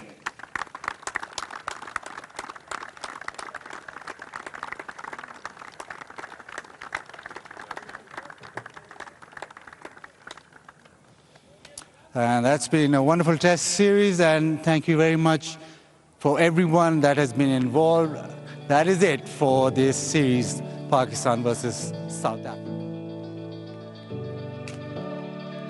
Yeah, series drawn. What a wonderful series it was. Pity there wasn't a third test match, but that was not to be. Talking about three, there's three T20s happening in the T20R series. Starts here in Rawalpindi, move back to Lahore, and then after that, three one-day internationals happening in Faisalabad from the 4th to the 8th of November. We hope you've enjoyed the coverage of this test series. It was exciting right to the end. Thanks for your company. We'll see you for the T20s. Second test, day one, and it once again promises to be an examination of skill, resilience, and how good you are on a spinning track. A good toss to win for Pakistan. Shan Masood there opting to bat straight away. No hesitations whatsoever. It looks a brittle pitch. It looks a pitch that will offer a lot of assistance. Oh, this one, bowling. What a start from Harmer. And a lovely 50 from Pakistan captain. His 4th 50-plus score. The Lashbi gets to his 50. Oh, that could be gone. The new ball done the job. Yes! Something for South Africa to rejoice. They had a good time of it. The last session probably belonging to South Africa. Second test, day 2, and we are here, and we promise you a lot of action. 50 comes up for South Shakil. Edge and taken.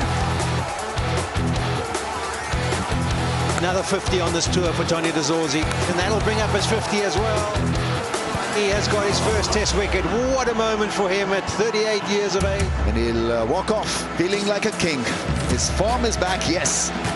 It is the second test, day 3. Oh, that's close, that's gone. It's a fifer for Asif Afridi on debut. And it's a half century for Muthusamy. Down the track and gone this time. Rabada just chips it in the air. It is a fabulous chip. With a great 50. This is for the team. Gone for the appeal, and finger has gone up. Edge and gone. Meta dealt with. And Pakistan are still 4 wickets down. Goes back and hustles. That's 50 for Babur. And that is it. Oh, chance taken. Harmer strikes again. He's got 5.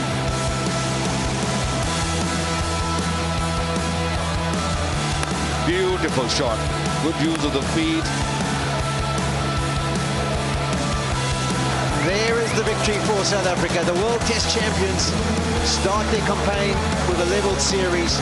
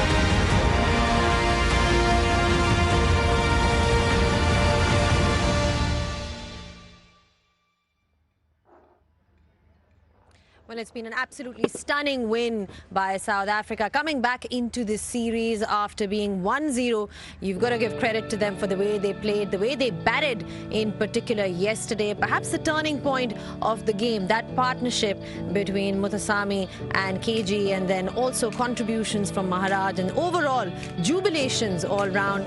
And why not? Extremely well done, extremely well fought. And I'm sure that they are a very, very happy camp today, going back, leveling this series. Pakistan, lots to reflect upon from their side. Lots of questions, lots of areas that they perhaps need to improve upon. But it's been a fantastic test series between both these sides. And yeah, plenty to look forward to in terms of action ahead. Hello and welcome back on Pitchside. Congratulations to South Africa for winning this one and leveling this test series. It's been a team effort from them. And to talk this through, we've got a very, very special guest here on Pitchside. Aiden Markram joins us, the captain, alongside Sean Pollock. Aiden, huge congratulations to you coming back after that 1-0 loss. I mean, what does this mean to you, the significance of this win first? Yeah, really good response. I think we had a couple of lessons to learn from that first game. Ideally, you should like to win the toss and put some big runs on the board, but you have to find ways to try win the game even if you lose the toss. So I think a great response all around. Better in the field this game, or slightly better, I should say, and then a lot better with bat and ball. So a really good response. 202 for 7 at one point yesterday, South Africa. I mean, what was the thought process at that point? Do you think that was perhaps the turning point of the game, that partnership that we saw? Yeah, it was huge. That and then the spell yesterday evening to take 3-4 wickets really early. It's amazing, this whole momentum thing, and it applies to all formats, and it's weird how it works, but it must be a legit thing. So great performance from the tail there to score as many as they did, and then sort of take that buzz and energy out into the field and strike early. Also, the spin challenge was always something that was going to be the biggest challenge here in these conditions. I mean, what was the preparation coming into that series? Because, you know, everybody's done really well, especially when you talk about that tail, Muthusamy, Rabada, everybody fairly negated the spinners very well. Yeah, I mean, we had a training camp back at Pretoria, but it's probably the last place in South Africa you can simulate spin-friendly conditions. But we try to find a way, and then obviously when we got to spend as much time as we could out in the middle in the nets, find ways to each individual that you back yourself to try to succeed in these conditions. But it's a massive challenge for us. So a big work in progress for us as a team. It's not the perfect package at all. So keep striving, keep getting better. We've got a new challenge going to India next, and yeah, we will take those lessons forward. The World Test Championship cycle, obviously the last one, there's lots of people who put their hands up and put in performances. Lots of hundreds from different players, lots of wickets from different bowlers. It's proving to be the same case so far in this, obviously, series. I mean, if you had come on the tour and said Sen Muthusamy would have got 89 not out, or KG would have got 71, that must really like make you feel good about the team's prospects going forward, because, I mean, no one averages over 40 from a batting perspective, but you guys are still finding a way to get runs on the board and winning. And then the other question I've got is with the spin department. Obviously, Simon Harmer wasn't in the mix. That was wonderful to get him back in, and now you must feel confident going into your subs that you've got that bowling attack that no matter what the conditions are, you can compete.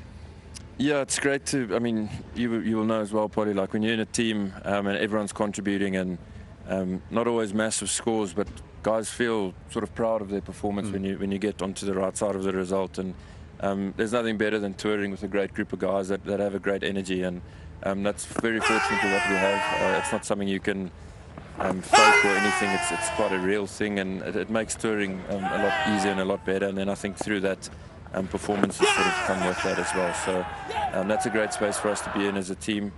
With the spinners, I think Bahami is obviously a great find for us, or not find, but great to have him back to link up with Kesh and Sen. Sen puts his hand up in the first game. Kesh comes back in straight into the wickets, and then Harmy now in the second innings. So from a package point of view, as a bowling unit, I think the guys will be a lot more confident now that you can go to the sub and really compete. And you also would still feel that there's lots of areas you guys can improve on. I mean, the catching in the first innings wasn't your best. I mean, the fact that you could still be competitive, having given up all those opportunities, was fantastic. And batting-wise, you could probably get more consistency. So you tie this test series, but you would also agree that there's room for improvement, and that's probably an exciting space to be in. It is for sure. Like I've said, a massive work in progress for us as a team, especially in conditions like this. So some of us batters get in and get out, and you sit on the side and you're watching it. It doesn't actually look as bad as maybe what it felt like when you were out there in the middle. So there's plenty of lessons for us to learn, naturally, from a fielding point of view. That's probably the most disappointing one for us as a South African team. We pride ourselves big time on fielding, and that wasn't up to standard. So yeah, the guys will be burnt a bit by that, but they'll put in the work, and again, hopefully we can respond well to that.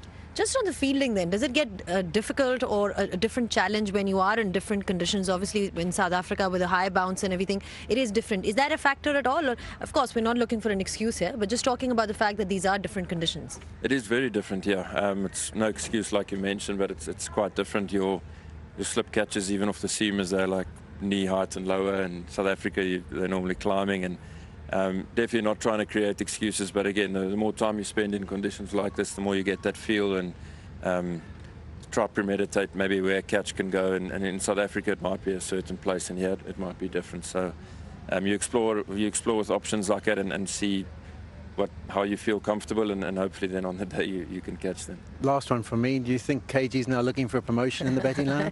Polly's called him the Brian Lara of South Africa, by the way. Just so if you don't know. You can say what you want after that knock. He'll be chomping at the bit. I know the guys that bat 11 for us, it's quite a big battle to not bat 11. So whether that helps his case now, Shooks can make that call. Well, parting thoughts, just the culture of the team. Talk us through that, because, you were the World Test champions recently, and then coming in, playing in the subcontinent. There seems to be a self-belief in the side and generally camaraderie amongst the players. Just talk us through that, please. Yeah, the camaraderie is huge. The guys are at each other the whole time, quite a lot of banter and making a lot of jokes and stuff, and that's great on tour, because when you're out there in the middle, it can be quite sapping and quite stressful. So it's a great group of guys. I think maybe what you achieve over a decent period, or even if it's a short-term period, gives you a lot of belief. But that does only come over time and through performances. So it's not something you ever take for granted. You keep your head down and you keep working hard. But I think it's still important to celebrate small wins on tours, and this is a small win for us. Well, very well deserved win. Thank you so much for your time, and all the best for the white ball series. There you had it from Aiden Markram, just talking about the win here, and of course celebrations all round for them, and huge congratulations to them once again. Now we'll take a breather, and when we do come back, we'll be having a look on the other side, a closer look at this game. Where did Pakistan go wrong, and where did South Africa go right? So see you guys on the other side.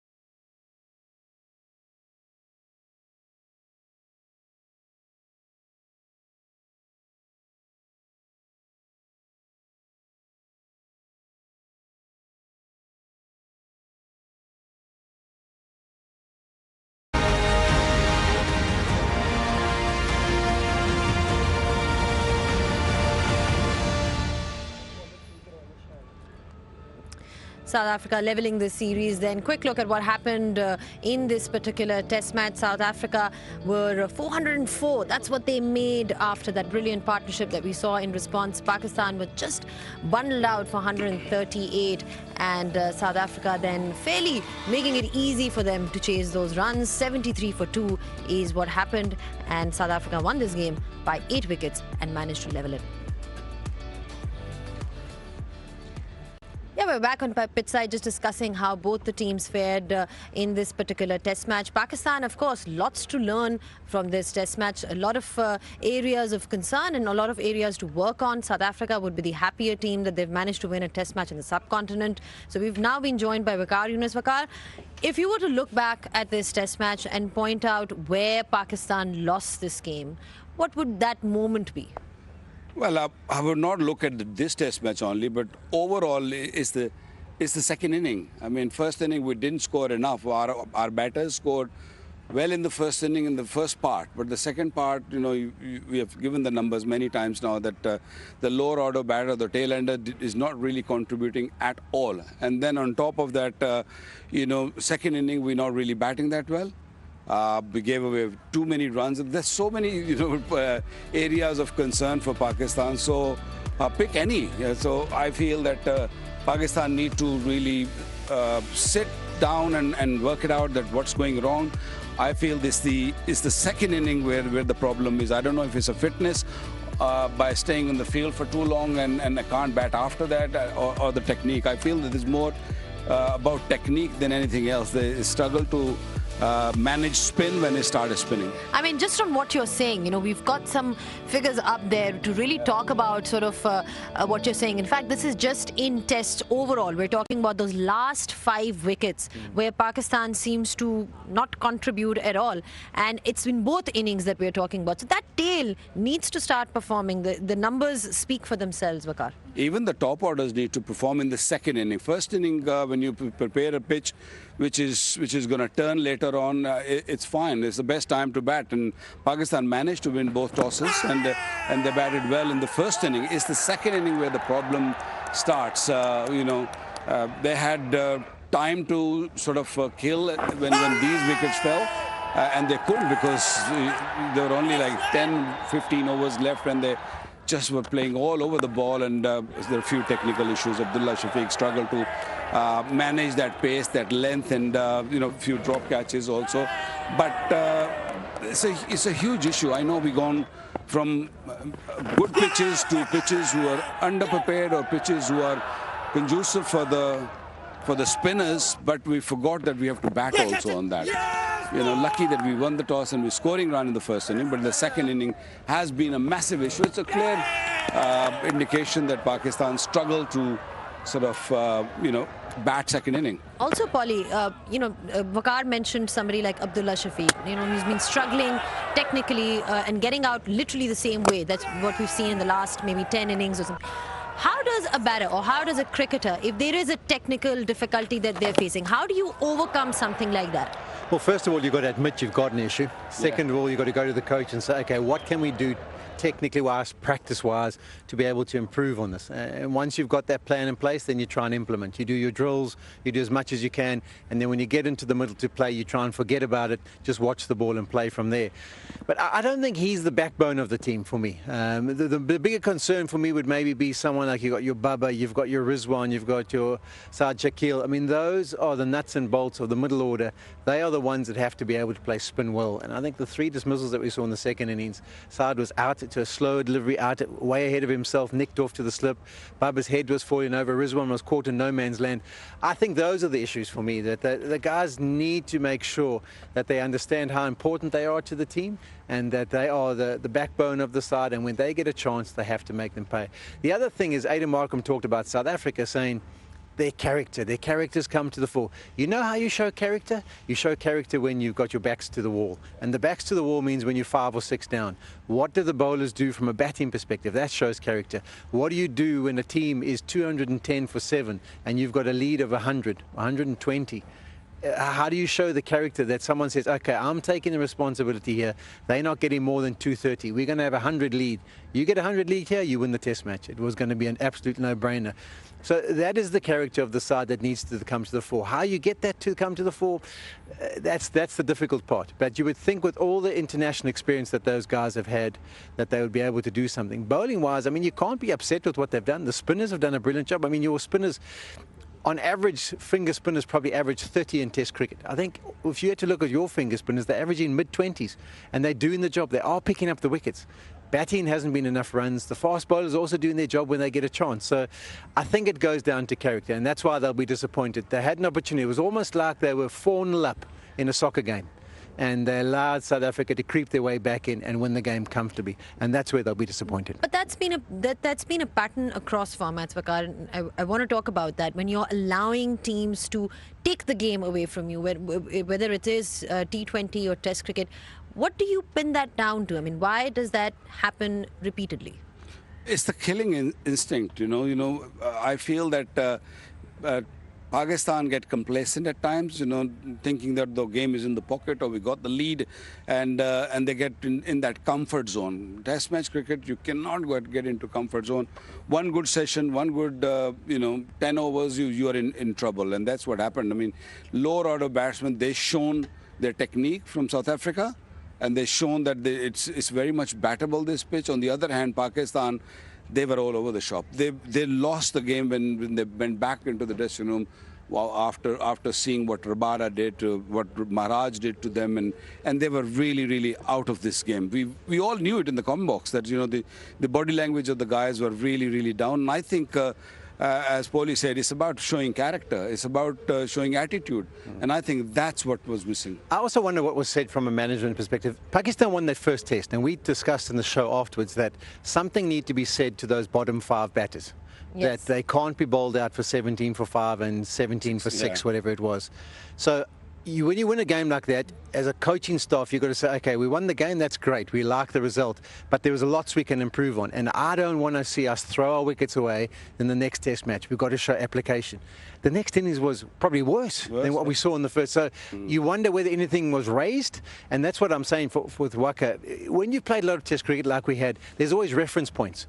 So when you get into a particular situation, you say to yourself, do you remember when we played Australia in 1998 and we had a lead of 100 and we let it slip? Let's make sure we don't do that again. And I think those reference points are important to build character in teams, and I just wonder what gets discussed sometimes in the dressing rooms. Also, talking about building character, we've seen South Africa with a lot of character in this, generally show character in this test series. Do you think this win is going to perhaps give them that belief that they can do well in the subcontinent? Yeah, it's a huge plus, but I mean, look at the batting. There's not one person who averages over 40 in that test team, in the top 6. Temba Bavuma, I think he might be close now. He's obviously not playing in this game. But they found a way, and you're getting different contributions. So what did you get? You got from Rickleton, you got from Stubbs, you're going to get from Markram at different times. I think when they as a unit put it all together, that's when they can start dominating test matches on the subcontinent. But they're finding also ways to contribute down the order. So you get your Mutasamy, you're getting your Maharaj, you're getting your KG Rabada. And that's what it's all about. It is a team effort. When you don't have the rock stars, your Callises and your De Villiers and your Umlers and your Smiths who average over 50, we have to find another way. So what's the way we're going to do? We're going to contribute all the way down the order, and we're going to fight as hard as we can. So you've got to learn of different ways to unskin the cat and be competitive. And it'll be good for them for the subcontinent going forward. Absolutely. Point well taken by Paulie. Vakar, now Pakistan has to look ahead, of course, because we've got a new format altogether, which is the T20 series is coming up for Pakistan. So different format, and there's been a couple of changes that we've already read about as well. Babar Azam comes back into that squad, which is going to be interesting to see how things go. This is how we are looking forward to it. First T20 International is back here, very much back here in Rawalpindi on the 28th of October. The second one and the third one are going to be in Lahore. And remember that ODI series is going to be in Faisalabad.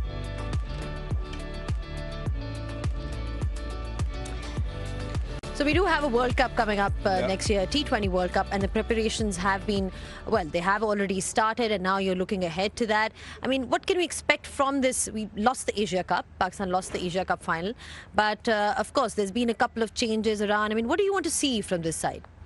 again, the same issue, I feel, what we've seen in Test match cricket, the will to finish the games. And I think even T20 cricket in Asia Cup, we saw that, we got, we were not sure how we want to play this T20 cricket. So I feel this is an opportunity. There's a World Cup around the corner. So bringing Babar back and some other changes also been made in the team. So stick to it. Whatever you want to do, just the next sort of 3-4 months before the World Cup, stick to it and give them the opportunity.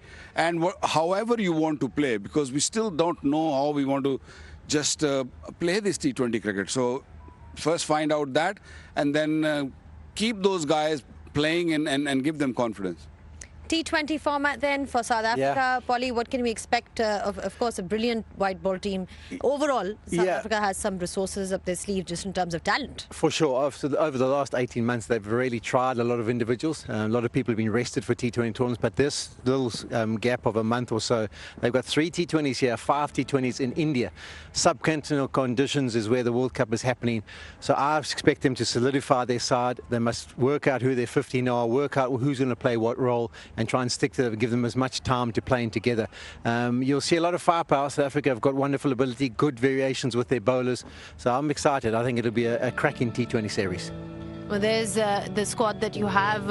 Anyone to look out for in this squad, Polly? Yeah, have a look. Quinton de Kock. Quinton de Kock's back in the mix. He's been retired for a period of time. David Miller hasn't played for a while as well. So we're looking forward to how he gets on.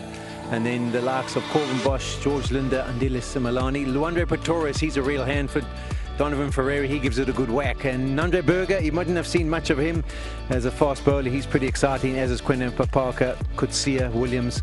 So there's Ava Peter, he's a little leg spinner, and Lungi Ngidi back in the mix. So it's a different kind of squad. They're giving guys a little bit of opportunity. Some guys are having a chance to have a rest because of the amount of cricket that's been played. But that's a good unit and some exciting players for the Pakistan public to witness live. Yeah, lots of inclusions in this one. Abdul Samad has been added. Waqar Babar Azam also is back in this squad. There's been a couple of guys who've been dropped. Fakhar Zaman is in the reserves. Haris Rauf, Sufyan Makeem. They're all in the reserve squad, but they have been rested. And then this is what you have. Usman Tariq also back in the mix. So a couple of changes here and there. How do you look overall at the squad? Look, this is what we have at this stage. And I think Pakistan got to stick to them. Don't make too many changes. Abdul Samad is back, who's a batter who bats at down the order, number 5, number 6, and we were looking for someone like him. But the opportunities, not enough opportunities are given to these guys. Hassan Nawaz is there. I mean, good to see Naseem Shah back in the squad. Babar Azam, if you want to play him, just play him throughout till the World Cup and see what happens after that. So I feel this got a good balance in the side, but it's just that how you want to play. The issue Pakistan have is that, still looking for a method how we want to deal with this T20 cricket. And has Salman, has he been the captain for a while? Salman Ali Agha, well, I mean, not for that long. Okay. He's been there, but we know. I know what you're saying. No, I'm saying settled leadership. Settled leadership going into World Cups is vital. Yes, stability. This is what we're talking about. We need a bit of stability.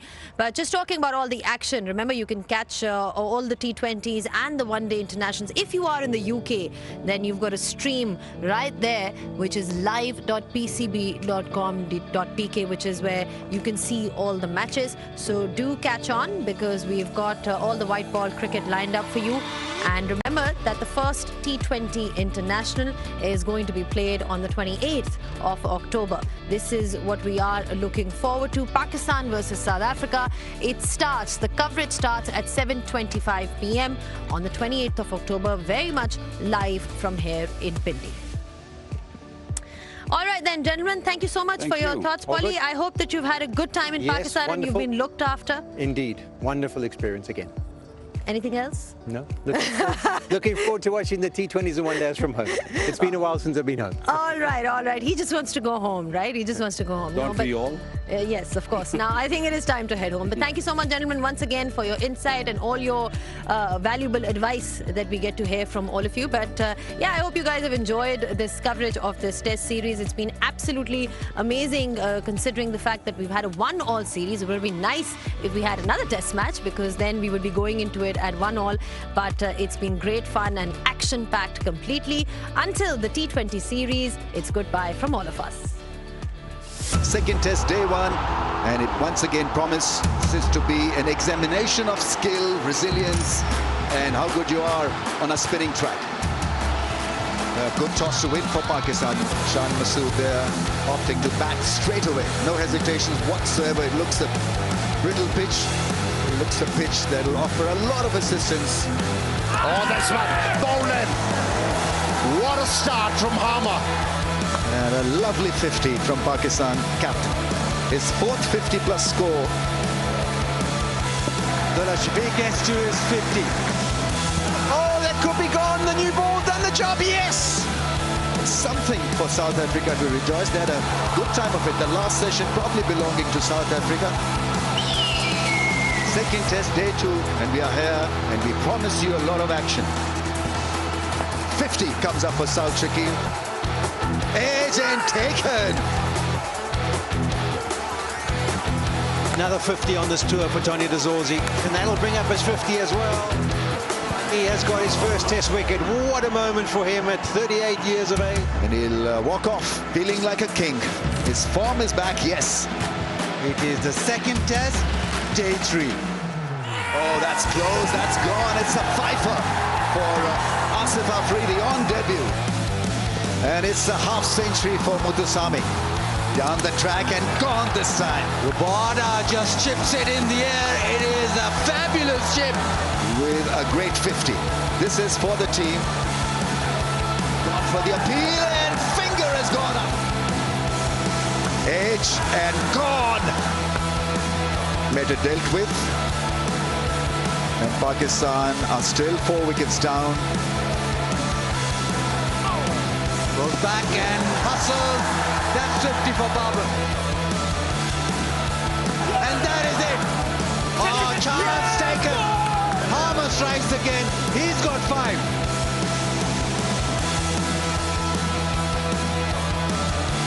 Beautiful shot. Good use of the feet. There is the victory for South Africa. The World Test champions start their campaign with a level series.